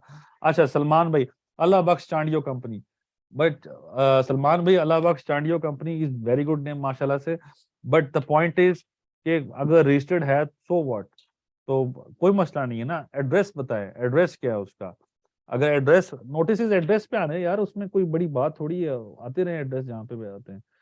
Sir, if two persons started an unregistered partnership business a year ago, they suffered loss and now they are going to start another venture with its registration. How would they justify the current capital they have and how would they save themselves from the tax? देखो, save themselves from the tax मेरी पहली orientation आपने attend नहीं की, सैयद सजाद अली शिराजी भाई, ठीक है। Save themselves से क्या मतलब है, ठीक है। एक तो पहली बात है लॉस हो गया है, तो सबसे पहले ये बताएंगे पहले बिजनेस का कैपिटल कहाँ से आया था, ठीक है। अगर आप उसको जस्टिफाई कर लें तो आपके पास दूसरे बिजनेस का भी जस्टिफाइड आंसर आ जाएगा। How they would be owe to them and the basis of their bank statement, on the basis bank statement. यार bank statements are very clear कि पैसे आ रहे हैं, पैसे जा रहे हैं। जब भी आपने अगर लेट से मैं अगर कंपनीज की बात करूं, तो जब आप कंपनी बनाते हैं तो आपके पास 15, कॉर्पोरेट में समझाएंगे हम, 15 दिन का टाइम होता है। 15 दिन के अंदर आपने इन्फॉर्मेशन देनी होती है, बैंक स्टेटमेंट देनी होती है कि किस किस ने कितना कितना पार्टनर, जो पेड अप कैपिटल जिसे कहते हैं, वो पेड अप कैपिटल डालना होता है। पेड अप कैपिटल से आपको चीजें क्लियर हो जाती हैं कि मैंने, और बैंक में डालते हैं, तो वो जब डालते हैं तो उस पे चीजें क्लियर हो जाती हैं कि आपका कितना बिजनेस था। सिमिलरली जब आप पार्टनरशिप बिजनेस स्टार्ट करते हैं तो आप वहां पे कैपिटल की क्लॉज लिखा करते हैं। अगर कैपिटल की क्लॉज आपने नहीं लिखी हुई तो जिसने रजिस्टर किया है उसको बंदा ना कुछ सुनाए, ये रजिस्टर कैसे कर ली कैपिटल की क्लॉज के बगैर। और कैपिटल की क्लॉज जिधर से आई तो पहले सब्सटेंशिएट करो ना कि कैपिटल कहाँ से आया पहली बिजनेस का, फिर हम अगले सवाल पे जाएंगे ना कि दूसरे अगर लॉस हो गया तो खैर है, बैंक स्टेटमेंट्स, क्रेडिट एंट्रीज और सेल और जो भी डेबिट एंट्री क्लियर बताया था। अच्छा नाउ वो जस्ट अ मिनट यार, अनीक भाई, now my business general store, how it can be modified. यार एफबीआर को अप्लाई कर दो कि आपका आप बिजनेस ऐड कर लो। अगर आपका पहले जो भी था, आप जो भी पहले आपका बिजनेस था अनीक भाई, आप वो ऐड हुआ है, परफेक्ट। ऐड नहीं हुआ तो कोई मसला नहीं। जो आपका करंट बिजनेस है वो ऐड कर लो, जैसे मॉडिफिकेशन मैंने की अपने नाम पे, सिंपली इसी मॉडिफाई कर लो। Is it necessary to register business in registrar office, register business, Mazhar भाई, registrar office, is it necessary, मैं आपको एड्रेस कर रहा हूँ। रजिस्ट्रार ऑफिस मतलब बिजनेस, दो तीन हमारे पाकिस्तान में रेगुलेटर्स हैं, आपका बिजनेस क्या है, question is that. Let's say मैं टेलीकम्युनिकेशन कंपनी में काम करता हूँ, तो मेरी जो कंपनी है वो रजिस्टर होगी एसईसीपी में। एसईसीपी में मुझे उसके बाद लाइसेंस देगी टेलीकॉम, पाकिस्तान टेलीकम्युनिकेशन अथॉरिटी। तो मुझे लाइसेंस मिलेगा पीटीए से कि मैं टेलीकम्युनिकेशन सर्विसेज रेंडर कर सकता हूँ, और मेरी जो रजिस्ट्रेशन होगी वो एसईसीपी से। तो मेरे जो भी हर साल फॉर्म ए फॉर्म 29 जाया करते हैं, जो इतने भी मेरे शेयर्स हैं उसकी इन्फॉर्मेशन जाया करती है, तो उसके ऊपर रेगुलेटर मेरा डिसाइड करता है। मेरा रेगुलेटर क्या है, बिजनेस, और प्राइमरीली जो बात बताऊं, is it necessary to business in registrar office, there is no need to register anything with anyone, question one का आंसर ये होना चाहिए। लेकिन पॉइंट ये है कि आपका क्योंकि रेगुलेटर तो होना चाहिए, कल को इख्तलाफात आते हैं, आप पे कोर्ट केसेस होते हैं, कुछ भी होता है, आपका रेगुलेटर ही आइडेंटिफाइड नहीं है तो आप किस तरह बिजनेस लेके जाते हैं। लेकिन पाकिस्तान में हर साल इस साल 25 लाख 30 लाख रिटर्न्स फाइल होंगी, क्या पाकिस्तान में 25 लाख बिजनेसेस है? पाकिस्तान में 1.5 करोड़ से प्लस बिजनेसेस हैं, तो बकिया तो अनरजिस्टर्ड है एफबीआर में, तो उनका क्या करें? तो जो पाकिस्तान का लॉ किसी का राइट टू फेयर बिजनेस ये रोक नहीं सकता, कॉन्स्टिट्यूशन ऑफ पाकिस्तान, वो पाकिस्तान का किसी भी शहरी को कोई भी कारोबार करता है रोक नहीं सकता। वो करता रहे बिजनेस, कमाता रहे, घर खिलाता रहे, लेकिन रजिस्ट्रेशन की जरूरत रेगुलेटर की वजह से होती है, और वो कोई नीड नेसेसरी है एक टू सम एक्सटेंट, बट आपकी जैसे कह लें कि इसके बगैर काम नहीं चल सकता, ये गलत बात है। सर आपने कहा जैसे रजिस्टर होंगे आरएस पे नोटिस आएगा उसका रिप्लाई कर देंगे आई वाज नॉट एलिजिबल, अगर रिप्लाई की ऑप्शन आए तो कर दीजिएगा, वरना करने की जरूरत नहीं है, रहने दीजिएगा। शुएब भाई, बट फिर एक्टिव कैसे हो अगर ऑनलाइन वेरिफिकेशन में? एक्टिव आप रिटर्न फाइल करेंगे, जो इस साल की रिटर्न है जो वो फाइल करेंगे तो मार्च में आप एक्टिव हो जाएंगे, ठीक है। नहीं, अगर ज्यादा एक्टिव जल्दी होना चाहते हैं तो पिछले साल की भी रिटर्न फाइल करेंगे, 1000 रुपए का चालान जमा करें तो एक्टिव हो जाएंगे। और वो एक्टिवेशन होती है वो हम आपको बता देंगे with the passage of time. Previous year करना, वरना 31 मार्च ऑटोमेटिकली आप हो जाएंगे। एग्जैक्टली मदर भाई, okay. Individual be withholding agent? Not necessarily. Withholding companies होती हैं या वो विदहोल्डिंग एजेंट एक इसे कहते हैं प्रिस्क्राइब्ड पर्सन, वो आगे आ गया। प्रिस्क्राइब्ड पर्सन कौन होते हैं? जो विदहोल्डिंग करते हैं वो होते हैं। But way income is not fix, like in 1 month a lawyer makes 5 lakh but in 1 month. बच्चे, मजर सैयद मोहम्मद अली शाहिद भाई, ठीक है, income is not fix like, so he is making a business ना। तो मोहम्मद अली शाहिद भाई वो 5 लाख है, एक महीने में 1 लाख कमाया, एक महीने में 5 लाख कमाया, एक महीने में 10 करोड़ कमा लिया है लेट से। बट जब वो कमाता है तो जो प्रिस्क्राइब्ड पर्सन है उस पे विदहोल्डिंग करता है। अगर वो प्रिस्क्राइब्ड पर्सन नहीं था तो मैंने अगर लेट्स से कि मैंने बशारत भाई को 1 करोड़ रुपए कहा है कि आप मुझे सर्विस टेंडर करें, उन्होंने 1 करोड़ की इनवॉइस कर दी है, तो मैं इसको पहले टैक्स काटूंगा। लेट्स से मैंने टैक्स नहीं काटा, तो गुड्स थी सर्विस थी, मेरा तो कॉन्सेप्ट वहीं पे है। लॉ कहता है या गुड है या सर्विस है।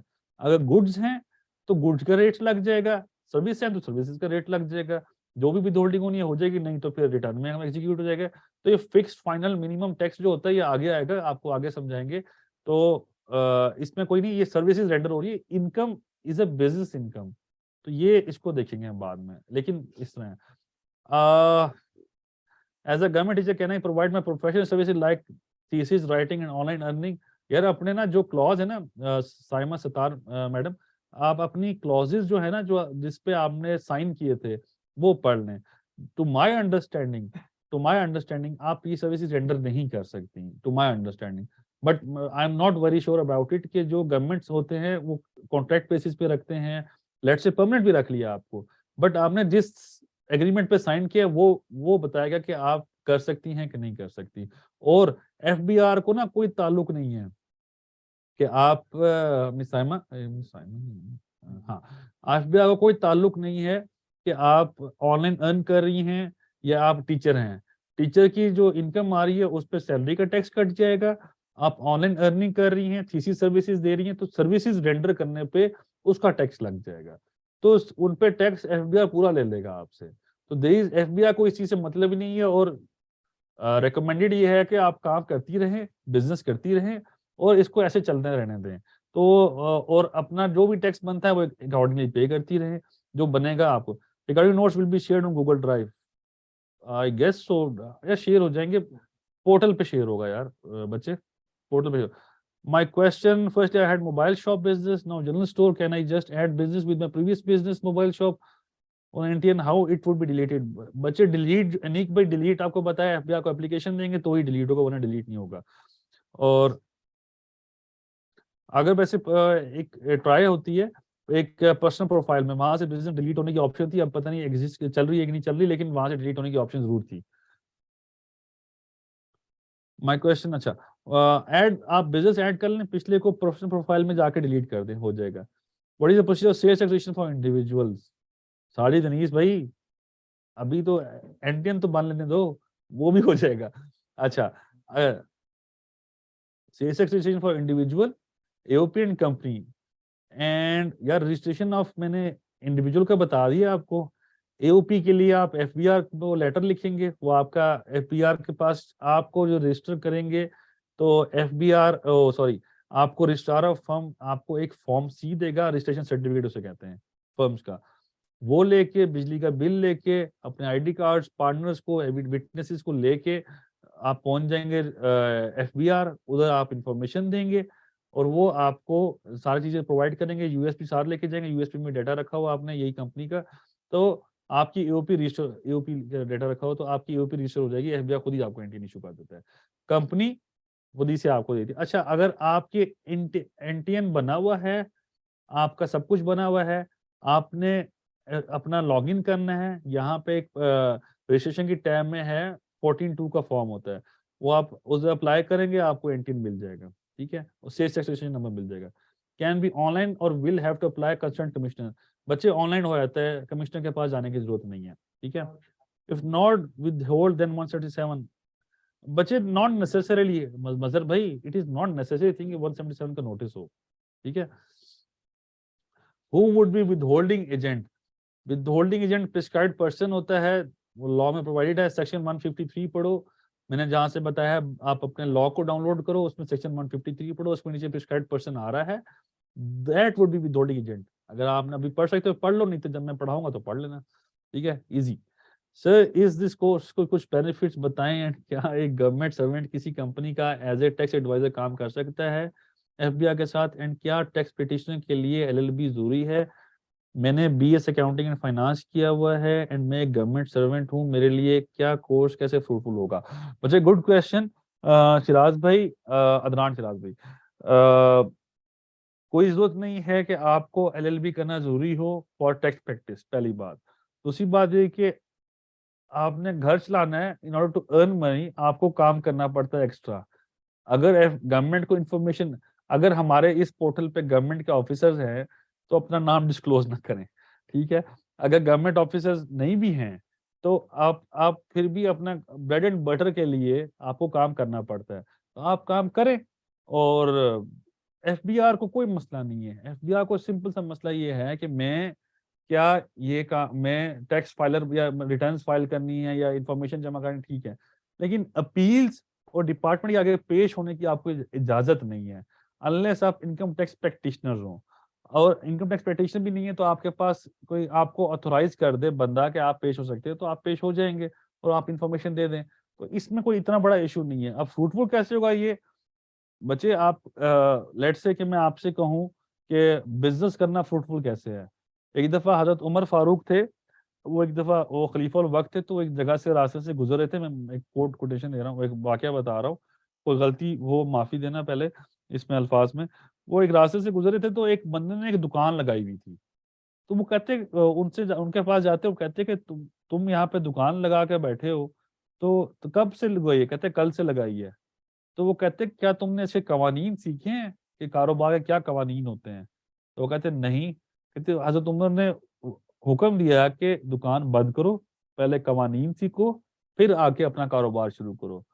तो आपने गवर्नमेंट सर्वेंट से बाहर निकलना है, सर्विस से बाहर निकलना है, कुछ आगे आपको फ्रूटफुल नजर आ रहा है, तो आपको कवानीन कुछ ना कुछ अंडरस्टैंडिंग होनी चाहिए। आप प्रैक्टिस करते रहेंगे, रिटर्न साथ सबमिट करते रहेंगे, ऑनलाइन बिजनेस करते रहेंगे साथ साथ, इंशाल्लाह आपको ये चीजें मतलब अच्छी आनी शुरू हो जाएंगी, तो आपका काम बढ़ना शुरू हो जाएगा।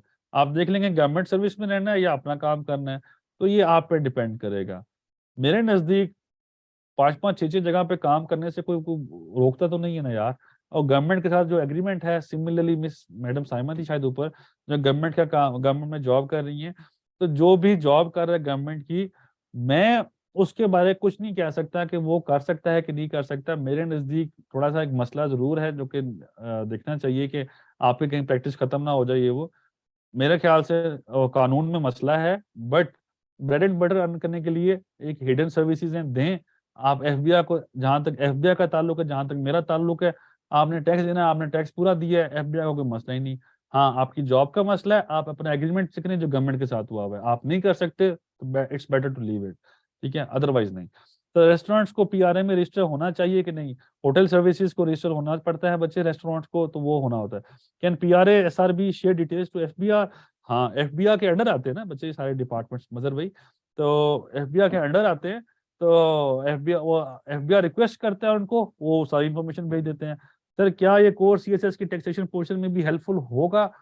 बच्चे होना तो चाहिए, ठीक है, और बड़ा अच्छा रहेगा अगर आप सीएसएस में कर रहे हैं तो।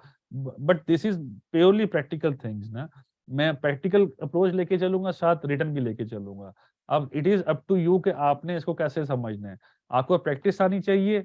एफबीआई के जो जो सीएसएस के पेपर है, मैंने अटेम्प्ट किया था, फैक्चुअली स्पीकिंग एक दफा अटेम्प्ट किया था, मेरा हिस्ट्री ऑफ अमेरिका रह गया था जनरली स्पीकिंग, और वो मेरे 610 से 620 यानी 633 मार्क्स थे एक्सक्लूडिंग हिस्ट्री ऑफ यूएसए। तो और उसके बाद क्या कहते हैं, बस बड़ा उसके दिल बड़ा खराब हुआ था, लेकिन फिर भी क्या कहते हैं, आप देख लें क्योंकि वो जो टैक्सेशन है वहां पे मैंने खुद, मतलब मुझे याद नहीं पड़ता मैंने टैक्स रखा था कि नहीं रखा था। टैक्स नहीं था मेरे ख्याल से, मेरा अकाउंटिंग एंड फाइनेंस जो अकाउंटिंग वाले पेपर थे वो थे मेरे। तो बहरहाल उसमें अगर टैक्स है तो आप रखें, और अगर वो टैक्स अगर एग्जिस्ट करते हैं ना वो, तो ये मेरा जो कोर्स है ना, ये आपको बहुत अच्छे तरीके से, बहुत बेहतर तरीके से आपको टैक्स की नॉलेज दे देगा। इन केस आपने सेपरेट लर्न करना है सीएसएस के लिए, आप हमारे ग्रुप में लिख दें। तो अगर इन्होंने ये कोर्सेज और भी हम शुरू कर रहे हैं, तो उसमें हम सीएसएस वालों के लिए भी हेल्पफुल हो सकते हैं, और हम करेंगे इंशाल्लाह ना। तो वो उसके लिए मे भी अदर कोर्स हो, नहीं तो इसी में हम कवर ईच एंड एवरीथिंग कर रहे हैं। तो आपको होना आई गेस बेहतर रहेगा आपके लिए। अगर आप एफबीआर में एज असिस्टेंट कमिश्नर बन जाती है ना एफबीआर, तो बहुत बेहतर है। ओ अदरान भाई सॉरी, एफबीआर में असिस्टेंट कमिश्नर बन जाते हो ना भाई, तो ये तुम्हारे लिए ना सबसे अच्छा रहेगा मेरे ख्याल से। If you did not register services business, still can we provide taxation services. If we did not register, so ये भाई, if you did not register services business, still we can provide taxation services. आपने taxation services देनी है। अगर आप business ना, हाँ तो कर सकते बच्चे, दो ना, कोई मसला नहीं, कारोबार करते रहो। जब टैक्स का नोटिस आ जाएगा, पकड़े जाओगे, बैंक स्टेटमेंट निकलेगी, फिर मसला हो जाएगा, फिर देख लेना, ठीक है ना। लेकिन होना चाहिए। फुल टाइम जॉब नहीं कर सकते, बट पार्ट टाइम कर सकते हैं, जैसे गवर्नमेंट। शोएब भाई आपको अंडरस्टैंडिंग बेहतर होगी अगर आप गवर्नमेंट के साथ काम कर रहे हैं, क्योंकि यार एग्रीमेंट होते हैं, जहां तक मेरी अंडरस्टैंडिंग है उस पर डिपेंड करता है आई गेस। मैंने काफी सवालों के जवाब दिए हैं। अगर कोई और हो तो आप प्लीज ग्रुप में रख लीजिएगा, तो इंशाल्लाह हम उसके वहां पे जवाब दे देंगे। और किसी में मैं देखता हूँ मैं अनम्यूट कर सकता हूँ सबको कि नहीं। अनम्यूट की मैं ऑप्शन देखता हूँ।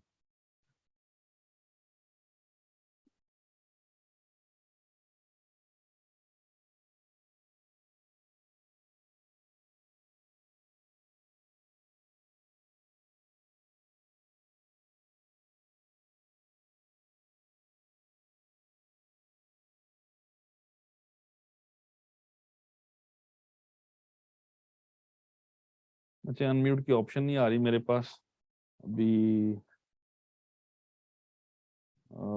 Just let me check.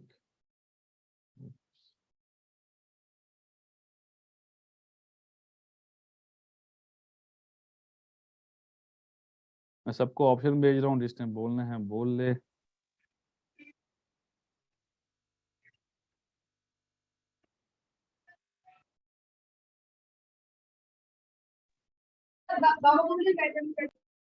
हाँ जी, जिसने कुछ बोलना है बोल लें, आई एम ऑल एयर्स, ठीक है। बाकी जिसने म्यूट करना है दोबारा कर लें म्यूट। मैंने सबको ऑप्शन भेज दिए बच्चे अनम्यूट करने की, तो जिसने कुछ कहना चाहता है बच्चे कह लो। I am all ears. I guess सारे खामोश रहना पसंद करेंगे। चलो चलो बच्चों, आज के लिए I guess it's enough for us today. Session थोड़ा सा बड़ा भी हो गया, 10-15 मिनट शुरू में हमने थोड़ा लेट भी शुरू किया। तो recorded lecture on WhatsApp group I guess ये शेयर कर देंगे कॉलेज वाले, इंशाल्लाह आपको शेयर करेंगे, तो आप देख लीजिएगा, ठीक है। मेरी तरफ से अल्लाह हाफिज, खुश रहें। कल इंशाल्लाह हम हेलो फिर। सर। हाँ जी, वालेकुम सलाम। सर जरगामाबाद बात कर रहा हूँ। एक क्वेश्चन है वो मैं मालूम करना चाह रहा था आपसे कि अगर कोई हमारे पास फाइलिंग के लिए आता है, ठीक है, और अगर उसके रिटर्न फाइल करने जाते हैं, वो फर्स्ट टाइम फाइल करवा रहा है अपने रिटर्न, तो अगर उसकी पिछली स्टेटमेंट से लेके हम पिछले कुछ सालों का भी रिटर्न फाइल करते हैं, तो उसके लिए कोई मसला तो नहीं हो जाएगा? ऐसा तो नहीं हो जाएगा कि उसको कोई नोटिस वगैरह मिल जाए बाद में किसी भी हवाले से, क्योंकि बच्चे टैक्स तो उसने रिटर्न्स, पैसे। जहां तक रिटर्न्स का ताल्लुक है ना, आप उसको सही सबमिट करो नोटिस। देखो लॉयर की टर्मिनोलॉजी में हम कहते हैं कि जिस बंदे पे कभी एफआईआर ना हो, ये वो मर्द नहीं होता, ठीक है ना, या इंसान नहीं होता। और इसी तरह कहते हैं कि जेल ना जाए कभी, तो वो वालेकुम। इंसान नहीं होता या मर्द नहीं कहलाया जाता। तो अगर ये लीगल फर्टेनिटी में होती है बात है। लेकिन बात ये है कि नोटिस से आप कभी भी रोक नहीं सकते। एफबीआई की मर्जी है, नोटिस दे, जो मर्जी करे। नोटिस एफबीआई ने तो इंस्ट्रक्शन तो कर दी है ना। आप नहीं सर, मेरे क्वेश्चन का मतलब ये है कि फर्ज करें 3-4 साल से वो बिजनेस कर रहे हैं, ठीक है, बट वो जो है समझे नॉन फाइलर थे। अब उनको ख्याल आया कि मैं फाइलिंग करवा लेता हूँ, तो उन्होंने फाइलिंग करवा ली है। तो 3-4 साल का जो रिटर्न उन्होंने जमा नहीं करवाया, उनको नोटिस आएंगे, बट बहुत सी ऐसी ट्रांजेक्शन होंगी जिनको उनको पास भी कोई एविडेंस वगैरह विटनेस वगैरह नहीं होगा। ऐसी सूरत हाल के अंदर क्या होगा? बच्चे, एविडेंस एविडेंस ही तो चाहिए होता है, मेन चीज एविडेंस है, पहली बात। दूसरी बात ये है कि अगर पिछले 3 साल में कोई टैक्स नहीं बना, तो एक मिनट, एक भाई कह रहे हैं सलमान भाई के अनम्यूट नहीं है, मैं जरा इनको भी पार्टिसिपेंट को चेक कर लूं, ये अनम्यूट कैसे होगा। सलमान सलमान सलमान, इन्हें सलमान भी, आपको मैंने ऑप्शन भेज दिया, ठीक है। अच्छा, तो अगर आप वो नहीं है, मतलब आपके पास इंफॉर्मेशन पूरी एग्जिस्ट करनी चाहिए, इंफॉर्मेशन और एविडेंस नहीं है, तो आपने जो भी मैक्सिमम पॉसिबल एविडेंस है वो दें। लेट्स से सर कि मैं आपने पिछले 4 साल में, आप सॉरी, मैं आपकी बात थोड़ा सा, मैं जी आपकी जी। बात पूरी क्लियर कर लूं। आपने 4 साल की रिटर्न सबमिट कर दी हैं, बट क्वेश्चन ये है कि पिछले 4 साल में टैक्स बनता था कि नहीं बनता था। एफबीआर डेफिनेटली इंक्वायरी करेगा कि पिछले 4 साल में टैक्स बनता था कि नहीं बनता था, अगर आपने रिटर्न फाइल की है। बेटर, इट्स बेटर कि आप इस साल की रिटर्न फाइल करें। और मैं देखिए, मैं किसी भी तरफ से, एफबीआई की तरफ से श्योरिटी नहीं दे सकता, पहली बात कि एफबीआई ने नोटिस करता है। और अगर मैं इस साल के, मैं बेहतर ये है कि उनके लिए बेहतर क्या है, मेरे नजदीक नया बैंक अकाउंट खुलवाएं, उसमें पैसा डालें, उधर से बिजनेस स्टार्ट करें। पुराने बैंक अकाउंट को छोड़ दें, तो पुराना बैंक अकाउंट खत्म होगा तो, और डिफरेंट बैंक में, particularly different bank, that's a way to, how to get things in a better way, कि आप यहाँ से बिजनेस कर रहे हैं, ठीक है। तो उस तरह चलेंगे तो बेहतर रहेगा। लेकिन अगर पिछली रिटर्न्स आपने फाइल कर दी हैं, तो जितनी भी पिछले साल की, बैंक के एफबीआई के पास मेन इंफॉर्मेशन कहाँ पे होती है, उनके पास सबसे मेन इंफॉर्मेशन आती है बैंक से, जो बैंक स्टेटमेंट होती है। वो लेटर लिखते हैं बैंक को, बैंक से लेटर आ जाता है सारी, क्योंकि आपने रिटर्न में बैंक अकाउंट डिक्लेयर किया होता है। वो स्टेटमेंट आती है, वो कहते हैं आपके अकाउंट में इतनी क्रेडिट एंट्रीज थी, इतनी क्रेडिट एंट्रीज थी, ये तो आपकी इनकम हो गई। आप सब्सटेंशिएट करेंगे कैसे आपकी इनकम नहीं है, तो मसला होता है, ठीक है। तो इट्स बेटर के नहीं करना चाहिए, या देख लें उसको। सर एक चीज कंफर्म करनी, सॉरी आपका टाइम ले रहा हूँ मैं, कि एफबीआर जो है वो सीएनआईसी के थ्रू जो है वो किसी भी पर्सन के बैंक अकाउंट्स की डिटेल्स, टोटल बैंक अकाउंट्स की डिटेल हासिल कर सकता है। क्योंकि अगर उसने अभी फाइल की है रिटर्न, अभी करना शुरू किए हैं उसने फाइल, तो वो सीएनआईसी के थ्रू उसके तमाम बैंक अकाउंट्स की डिटेल आ सकती है उनके पास। और एफबीआर जो है वो एक के बाद दूसरे बैंक अकाउंट्स की तमाम डिटेल्स या स्टेटमेंट्स जो है वो बैंक को अप्रोच करके वो ले सकते हैं, ठीक है। और बैंक को डायरेक्टली नोटिस दे सकते हैं कि इनका बैंक का अकाउंट जो है वो ब्लॉक कर दिया जाए, सर्टेन अमाउंट जो टैक्स अमाउंट बनती है वो ब्लॉक कर दिया जाए। तो ऐसी सूरत हाल के अंदर जो टैक्स फाइल कर रहे हैं उनके ऊपर कितनी बड़ी जिम्मेदारी बनेगी, क्योंकि जो जो भी जिसका भी रिटर्न फाइल किया जा रहा है वो तो इन द एंड पकड़ेगा उसको जो कि उसका टैक्स फाइल कर रहा है कि तुमने मुझे पहले क्यों नहीं बताया। तो उसका नॉलेज होना उसके इस हिसाब से कितना जरूरी है? यार, होना तो सही जरूरी है मेरे नजदीक ना। तो मतलब आपने इतना बड़ा सवाल था, मैं बीच में स्किप कर गया। तो उसका मैं सिंपल बताऊं, वो एफबीआई वाले बैंक को लेटर लिख सकते हैं कि हमें इसकी बैंक, इस आईडी कार्ड पे जितने बैंक अकाउंट्स रजिस्टर्ड हैं, हमें उसकी बैंक स्टेटमेंट्स प्रोवाइड कर दी जाएं, ठीक है, पहली बात। तो जब बैंक स्टेटमेंट की इंफॉर्मेशन निकल आई, तो फिर वो दे दिया जा सकता है। तो अब रहेगी बात, मुझे नहीं पता कि आप इसको कैसे स्किप ऑन कर रहे हैं। आप, आपका क्वेश्चन क्या हुआ, आप दोबारा से एक दफा कर दें प्लीज। सर मेरा क्वेश्चन ये है कि फर्ज करें अगर मैं किसी का रिटर्न फाइल करता हूँ, ठीक है, हम्म और वो फर्स्ट टाइम करवा रहे हैं अपने रिटर्न फाइल 4-5 साल के पहले के, हम्म और वो रिटर्न फाइल हो जाते हैं फर्स्ट और time, FBR sorry, first time 1 साल की रिटर्न फाइल करते हैं आप, या 4 सालों की? 4-5 सालों की कर रहे हैं, अच्छा, ठीक है, ठीक है सर। और एफबीआर जो है वो सीएनआईसी के जरिए ट्रेस कर लेता है उनके प्रीवियस बैंक अकाउंट्स, ठीक है, ठीक है। और उन प्रीवियस बैंक अकाउंट ट्रेस करने के बाद वहां से बैंक से उनकी स्टेटमेंट मिल जाती है कि इन अकाउंट्स के अंदर जो उनके स्टेटमेंट थी उनमें अमाउंट क्या था, बैलेंसेस क्या थे। तो ठीक है। ये सवाल जो है फिर उसकी ऑब्लिगेशंस तो उसी को देनी पड़ेंगी जिसके हम टैक्स फाइल कर रहे हैं, ठीक है सर। हाँ, एग्जैक्टली। सही है ना सर? तो बट क्या होगा कि क्योंकि उसने पुराना बैंक अकाउंट बंद करवा के नया बैंक अकाउंट खुलवाया होगा, और उसके थ्रू उसने रजिस्ट्रेशन की होगी अपनी एनटीएन की, फर्स्ट एनटीएन की, ठीक है सर। तो जो टैक्स अमाउंट प्रीवियस बैलेंसेस का बन रहा होगा, वो तो नोटिस ऑटोमेटिकली बैंकों को चले जाएंगे कि इनकी इतनी अमाउंट बनती है, उनको ब्लॉक किया जाए। हम्म। ऐसा ही है ना सर? हाँ ऐसे ही, ठीक है। ठीक है, तो लाइबिलिटी तो इन एंड फिर उसके ऊपर आएगी जो कि उसका टैक्स फाइल कर रहा होगा। नहीं नहीं आएगी? नहीं, उस पे क्यों आएगी? क्योंकि सर वो तो सारी डिटेल्स फराहम कर देगा एफबीआर को, पूरी चारों पांचों साल की, विदाउट हाँ इंटीमेटिंग डेट के कितना टैक्स जो है वो लायबल है, ये जो एनटीएन जिसको बनाया गया है वो कितना लायबल है ये टैक्स पे करने के लिए। ठीक है। ठीक है सर। तो बट मैं क्योंकि बैंकर हूँ, मेरे पास ऐसे केसेस आते रहे हैं कि हमारे पास एफबीआर से नोटिस आ जाते हैं कि भाई इस फला बंदे का जो है ना 28 लाख रुपए जो है ना आप ब्लॉक कर दें। हम्म ठीक है, किसी के 40 लाख बन रहे हैं, किसी के 20 लाख रुपए बन रहे हैं, तो वो ब्लॉक हो जाते हैं। बट बाद में उसको पता चलता है कि मेरे मेरे पर जो है ना कानूनी कार्रवाई की गई है और 20 लाख 40 लाख इस तरह का अमाउंट जो है ब्लॉक कर दिया गया है। ठीक है, तो वो जो है उसी के पास जाता है जिसने उसके टैक्स फाइल किए होते हैं कि भाई हम्म तुमने मुझे पहले क्यों नहीं बताया कि मेरा इतना टैक्स जो है वो ब्लॉक हो सकता था, तो मैं करवाता ही नहीं, मैं ऐसे ही चलता रहता, मेरा मेरा काम ऐसे ही चलता रहता जैसा अभी चल रहा है। हम्म तो ये लाइबिलिटी जो है वो, क्योंकि हम अगर बनाएंगे तो उनके ब्याह पे टैक्स फाइल करेंगे, ठीक है सर, तो हम कितना लायबल होंगे और हम पे क्या जुर्माना आयद हो सकता है कि अगर हम उसको नहीं बताएं कि भाई तुम्हारा इतना टैक्स बन रहा है। बच्चे 0%, तुम पे जुर्माना नहीं हो सकता, कुछ भी नहीं हो सकता। ठीक है। सबसे मेन चीज, अहम चीज मैं बताता हूँ, जिसका आईडी कार्ड नंबर लगा हुआ है, he must be vigilant, password उसके पास होना चाहिए। उसने खुद ही किसी को दिया हुआ है, तो हम तो नहीं कोई जिम्मेदार ना किसी के, सिंपल सी बात है। हम्म। आपको, आपने मुझे गलत इन्फॉर्मेशन, देखो मैं ये, इस कोर्स का मतलब क्या है, आपको बताना है कि डिक्लेयर क्या करना है, डिक्लेरेशन क्या करनी चाहिए। हम बहुत पीछे हैं ओवरऑल अगर जैसे बात करें ना बाहर के लोगों से, जो भी, हमें पता ही नहीं है कि टैक्स कितना बनता है, टैक्स देना भी चाहिए कि नहीं देना चाहिए। लोग तो अभी इस कहानी से नहीं निकल रहे कि टैक्स क्या चीज होती है, मतलब। और फिर वो आगे से एक तरह से एक डिफरेंट कल्चर बना हुआ है पाकिस्तान में।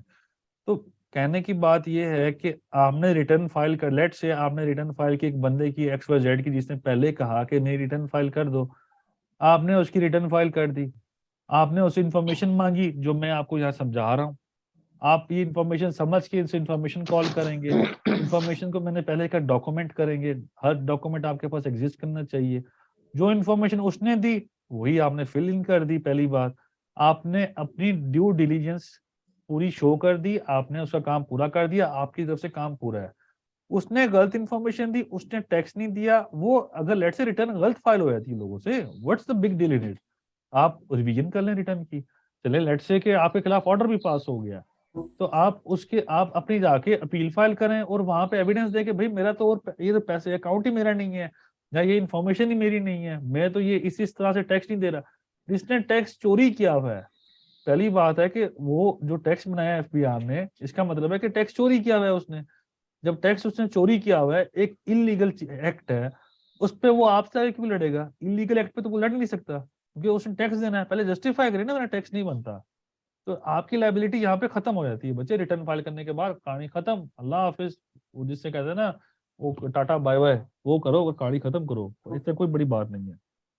ठीक है। Okay sir, thank thank you sir, thank you. कोई मसला नहीं बच्चे। मैं एक हमारे मजहर साहब थे, उन्होंने कहा था, जी, मजहर अस्सलाम वालेकुम सर जी। वासलाम जी, कैसे हैं? अल्हम्दुलिल्लाह सर जी, एक तो बहुत बहुत शुक्रिया अनम्यूट करने का।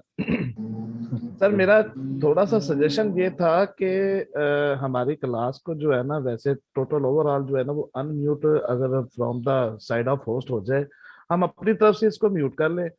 अगर ड्यूरिंग द लेक्चर कोई किसी का क्वेश्चन आ जाए तो वो क्वेश्चन रेज करके या पूछ ले, मतलब वो स्पेस दबा के या जिस तरह भी अनम्यूट करके टेम्पररी। तो सर इस तरह हमारा जो है ना वो थोड़ा टाइम शॉर्ट हो जाएगा, क्योंकि किसी एक का क्वेश्चन वो तकरीबन ऑलमोस्ट सारी क्लास को सुन भी जाएगा और उसका आंसर भी हो जाएगा, वो बहुत लोगों के माइंड में जो चीज बात आ रही होती है वो क्लियर भी हो जाएगी। ये तो एक मेरी सजेशन थी सर, जैसे अगर आपको मर्जी है, पसंद है तो ठीक है। ठीक है। सारे एक्टिव पार्टिसिपेंट हो जाएंगे ना उसमें। सर इस तरह पूरी पता क्या है, वो आपको बार बार एक एक लाइन पढ़नी पड़ती है, फिर उसका आंसर बार बार पढ़नी पड़ती है सर, वो फिर काम बहुत ज्यादा लेंथी हो जाता है। तो दूसरा असल में ये था कि सर जी हमारे ना यहाँ पर एक बहुत अजीब सा सिस्टम चल रहा है, जिसमें अब जो रजिस्ट्रेशन हो रही है ना इसकी प्रॉपर्टीज की, इसकी जितनी भी वो रजिस्ट्रियां हो रही हैं, जो कुछ भी हो रहा है, उसके लिए लोग फाइलर नॉन फाइलर होने के लिए क्या कर रहे हैं, वो ये 2% बचाने के लिए जो हाँ जी, 236C फाइलर और बनते हैं, फिर 236, 1% वो 1000 रुपये जमा करा के फाइलर बन जाते हैं और फिर टैक्स 1% हो जाता है। सर वो हमारे यहाँ पर ना एक अजीब ही सिचुएशन ये चलना शुरू हो गई है कि जितने जो वो रजिस्ट्री करवाने वाला, आपको पता है कि वो वसीका नवीस वगैरह एक अलग से डिपार्टमेंट बन चुका हुआ है तकरीबन हर शहर में। बिल्कुल सही। ठीक है, वो क्या करते हैं, उन्होंने वो चंद मतलब जो भी वो टैक्स प्रैक्टिशनर जो है उनके साथ वो उनकी डील होती है कि वो 2000 2500 3500 रुपया देकर तो वो हर एक को धड़ाधड़ फाइलर करी जा रहे हैं। बात समझ रहे हैं ना सर, कि वो सिर्फ अपना ये जो फॉर द टाइम बीइंग को 25,000 30,000 40,000 रुपए बचाने के लिए वो सबको फाइनल करी जा रहे हैं। वो क्या है, वो उसको फाइलर फाइलर करके उसकी एक रिटर्न जो है ना वो सबमिट करके तो वो जीरो हर चीज नील फाइल करके तो रिटर्न उसकी फाइल हुई जा रही है सर। हेलो। ठीक है, हाँ जी, आगे चले आगे चले। हाँ जी सर, ये मतलब इस हद तक वो जा रहे हैं, मतलब इसको कोई क्लियर नहीं कर रहा है। इसका अभी तक तो कोई नोटिस नहीं आ रहा, ना तो किसी के इन्फॉर्मेशन में ये बात आ रही है। मतलब वो जैसे अभी तक तो जो एफबीआर है वो 2017-18 की जो है उधर की ऑडिट खुले हुए हैं। अभी जब 2020-21-22 आएगा उसके बाद ये एक बहुत बड़ी वेव आने वाली है जब ये नोटिस वगैरह आएंगे। सर इसकी वो जो सेल परचेज कर रहे हैं लोग, उनकी वो वेल्थ में भी कोई इसकी वो नहीं इसका इफेक्ट शो करवा रहे, मतलब वो जीरो पे सर हर चीज सबमिट करी जा रहे हैं ना। तो सर इसका इफेक्ट आगे किस तरह क्लियर होगा और इसकी जस्टिफिकेशन कैसे होगी? वैसे सिंपल सी बात है मजहर भाई, सिंपल सी बात है कि आप तो नहीं कर रहे ना। आप नहीं कर रहे तो कहानी खत्म। उन्हें बस जो कर रहे हैं let let them do sir there मेरा जॉब। मतलब सर मेरा मतलब है लोगों ने आखिर हमारे पास आना तो है ना, इसका सोल्यूशन तो अब हम नहीं देना है ना उन्हें, यार being a simple revision of return, practitioner. Notice से पहले रिवीजन ऑफ रिटर्न कर लें। जो लोग आपके पास आते हैं रिवीजन ऑफ रिटर्न कर लें। नोटिस के बाद तो रिवीजन ऑफ रिटर्न की ऑप्शन भी नहीं होती। और फिर आपने आगे से एफबीआई को कम्युनिकेट करना है उनके एविडेंस लेके। देखो जो गलत काम कर रहे हैं, आज जो गलत काम कर रहे हैं, जो अपनी रिस्पॉन्सिबिलिटी नहीं जानता, मजहर भाई हम कैसे उनकी रिस्पॉन्सिबिलिटी ले सकते हैं? मतलब सलमान सर। हम नहीं ले सकते उनकी रिस्पॉन्सिबिलिटी जो गलत काम कर रहे हैं। मतलब हमारी हर मुमकिन कोशिश है कि हम, अब देखें, अवेयरनेस क्रिएट कर रहे हैं, इंफॉर्मेशन दे रहे हैं, कोर्सेज चला रहे हैं। आजकल के जो कॉलेज इंस्टीट्यूट्स हैं वो सिर्फ पढ़ाने पे लगे हुए हैं कि ये टैक्स ऐसे कैलकुलेट होता है, ऐसे कैलकुलेट होता है। अवेयरनेस कहीं पे नहीं है। अवेयरनेस एफबीआई की कंपेन भी नहीं चलती, कुछ भी नहीं चलती। बस गोशवारे जमा कराओ, उसकी अवेयरनेस कंपेन है। अब उसमें एक सोशल इशू है, ये सोशल इवल है बेसिकली। जब आएगी वेव तो उसको यही है कि एविडेंस लेके कर सकते हैं, एविडेंस के बगैर तो हम कुछ भी नहीं कर सकते। और केटर, मजहर भाई आप तो वो तो खुश होना चाहिए कि जब 5 साल बाद लोग इतने वेव आएगी तो आपके पास क्लाइंट ही क्लाइंट आएंगे। सर टेंशन क्या सलमान, है? बीसी में तो मैं कह चुका हूं, सलमान सर मजहर भाई का हो गया। सलमान भाई सॉरी। इसी तरह फिर यही काम होगा यार, और कुछ नहीं। आप वो मतलब what has been done you can not undone it. ठीक है, तो बस जाने दें और आने दें, फिर आपके पास क्लाइंट आएंगे और इंशाल्लाह आपको जब कोर्सेज आप समझ आ जाएगी, आप उनके रिवीजन फाइल करेंगे, आप यही काम करेंगे कि जो मैं कर रहा हूँ, बता रहा हूँ आपको। आप लोग भी तो मतलब इसमें काफी ऐसे लोग हैं जिनको कुछ भी नहीं आता, तो वो अभी से बेहतर काम करेंगे। जो बाद में लोग आएंगे वो बाद में करेंगे काम अच्छे। आहिस्ता आहिस्ता अवेयरनेस है कि काम अच्छे होने शुरू हो जाएंगे। तो इसमें कोई बड़ी बात नहीं। बाकी दूसरी बात, म्यूट अनम्यूट वाली ऑप्शन है यार, वो हमारे स्कूल की तरफ से लगी हुई है, कॉलेज की तरफ से। तो वो खुद ही इसको मैनेज कर रहे होते हैं, वो होस्ट हैं, तो वो मैनेज कर रहे होते हैं। तो मैं कोशिश करूंगा हो जाए तो इसमें। उनसे रिक्वेस्ट कर दीजिएगा हमारी तरफ से, क्योंकि ये फिर वो आखिर में वो पीछे वाले कई क्वेश्चन जो है ना वो उनका जहन से आप निकल ये जाते देखें हैं। ना, जब ये स्टार्ट हुआ है तो 35-40 बंदे थे और अब 15 बंदे रह गए, तो इंटरेस्टेड बंदे बैठे हैं, कोई मसला नहीं यार। सर वो हम बैठे कोर्स के आखिर में फिर वैसे ही 10-12 रह जाने। चलो अल्लाह बेहतर करेगा यार, अल्लाह सबको इल्म दे यार। अच्छा सर, एक और थोड़ी सी प्रोपोजिशन मेरे यार से एक हो दो गई बंदों थी। ने रेज हैंड किया हुआ है। लाला हाँ आप जी क्वेश्चन सर, कर लो। Sorry, thank you very much. कोई नहीं अब कोई उनकी नहीं कोई बारी नहीं। सर, मैं म्यूट कर आ, रहा हूँ सर अपनी तरफ हाँ से। थैंक ओके, यू भाई। Thank you very much. Syed अजी शिराजी भाई, मैं आपको अनम्यूट कर रहा हूँ, रिक्वेस्ट भेज रहा हूँ। आपका रेज हैंड हुआ है। और जी अस्सलाम वालेकुम सर। वालेकुम जी सर। सर इसमें फर्स्ट ऑफ ऑल तो माजरत, एक्चुअली मैं अपना लैपटॉप और मोबाइल दोनों यूज़ कर रहा हूँ, क्योंकि मोबाइल पे आपकी आवाज़ जो है ना वो इंटरप्ट नहीं होती। तो लैपटॉप पे मैं सिर्फ उसकी स्क्रीन देखता हूँ, इसलिए वहां पे मैंने हैंड रेज किया हुआ। ओह, कोई तो बात नहीं। इसमें सर मेरा सजेशन ये है इसके बारे में, जी जो क्वेश्चंस के बारे में बात अभी सलमान भाई भी कर रहे थे और उससे पहले मजहर भाई भी यही बात कर रहे थे। तो इसमें ये है कि सर जो क्वेश्चंस ऑलमोस्ट जितने भी पूछे गए आपने वन बाय वन उनको बड़ा अच्छे अंदाज में जो है ना एक्सप्लेन किया, उसके लिए आपका बहुत शुक्रिया। दूसरा ये है कि अगर सर हम इसको म्यूट करेंगे, अनम्यूट करेंगे from the start of the lecture, तो उसमें ये होता है कि सर एक तो आवाजें पीछे से बहुत ज्यादा हो रही होती है, जिसका दिल करता है वो कर देता है। हाँ जी। सब भाइयों से माजरत। तो दूसरा ये है कि सर अगर हम इस तरीके से कर लें, जैसे आज आपने देखा कि फर्स्ट कोई 20 to 30 मिनट्स जो है हमारा लेक्चर बहुत जबरदस्त जा रहा था, एक फ्लो में आप जा रहे थे, जिसकी हमें अंडरस्टैंडिंग भी बड़ी बेहतर अंदाज में हो रही थी। हालांकि हम स्टार्ट से ये चीजें करें, मैं बेसिक्स से कर रहा हूँ, आई am not very good at these all things. तो Okay, उसमें ये है कि अगर हम अपने क्वेश्चंस अपने अपने लिखते जाएं, एंड पे ये जो एक सेशन क्वेश्चन आंसर्स का स्टार्ट होगा उसमें हम वन बाय वन अपना हैंड रेज करते जाए, और वन बाय वन जितने भी आपके क्वेश्चंस है आप एक ही गो के अंदर वो करें, और सर आप उसको एड्रेस करते जाए। बिल्कुल ये सर। ज्यादा बेहतर लगे, इससे ये होगा हमारा लेक्चर भी डिस्टर्ब नहीं होगा, और हम सबके क्वेश्चंस भी सुनते रहेंगे, और आंसर्स आपकी तरफ से जो भी आएंगे उसको भी हम फॉलो करते जाए। इंशाल्लाह। मेरा ये सजेशन है, बाकी आप उसको जैसे मुनासिब समझे। चलें। बहुत शुक्रिया sir, thank you. Thank you very much sir, thank you very much. किसी और का कोई क्वेश्चन है तो बता दें, और बकिया आई गेस चैट में कोई और question. I have a question Zoheb भाई, मैं अनम्यूट करता हूँ। जोहेब भाई जी, जोहेब भाई आपको मैंने अनम्यूट की ऑप्शन दे दी है, आप प्लीज कर लें, आप फिर जो सवाल करना करें। अस्सलाम वालेकुम सर। वालेकुम रहमतुल्लाह। जोहेब भाई अल्हम्दुलिल्लाह I am good sir. Sir मेरा एक क्वेश्चन है, प्रैक्टिकल सिनेरियो जो मैंने फेस किया है रिसेंटली। जैसे प्रॉपर्टी का लेन देन करते हैं अस्टॉम फरोश, तो उन्होंने मुझे एक सिनेरियो दिया, आई मीन मेरे पास ये सिनेरियो आया कि वो कहते हैं जिससे हम प्रॉपर्टी ले रहे हैं ना, जो बेच रहा है प्रॉपर्टी, तो उसको फाइलर कर दें और उसको पता भी ना चले, यानी उसकी डिटेल उन्होंने मुझे नहीं दी। तो इस सिचुएशन में how we can deal this kind of scenario. तो बट बेसिकली उन्होंने मुझे आईडी कार्ड नंबर दिया सिर्फ, सेल नंबर उन्होंने कहा किसी और पे कर दें और ईमेल आईडी भी कोई और बना दें। बट लकीली ये हुआ कि वो ऑलरेडी रजिस्टर्ड था। बट अगर वो ना होता तो इस सिचुएशन में what I have to do. यार, ये जहाँ तक मुझे इल्म है ये पहले होता था, अब नहीं होता, ठीक है ना। सेकंड बात ये है कि जो भी है, जहां तक बात है टैक्स की, आपने अपना टैक्स पे करना है, अपना टैक्स पे कर दो पूरा का पूरा, ठीक है। आप चालान जनरेट करें, अपना टैक्स पूरा पे कर दें। आपने कैपिटल गेन हुआ है आपको, आप उस पर टैक्स पे कर दें, कहानी खत्म। मतलब इसमें ज्यादा जिसे कहना कि एफबीआर, हम अगर बात करते हैं ना एफबीआर की, एफबीआर के पास इतना टाइम ही नहीं कि वो एक एक बंदे का चेक करेंगे कितना टैक्स आया कितना नहीं आया। मतलब मेरा क्लाइंट था सीडीए, कैपिटल डेवलपमेंट अथॉरिटी, हमारा क्लाइंट था, हम उसके साथ काम कर रहे थे।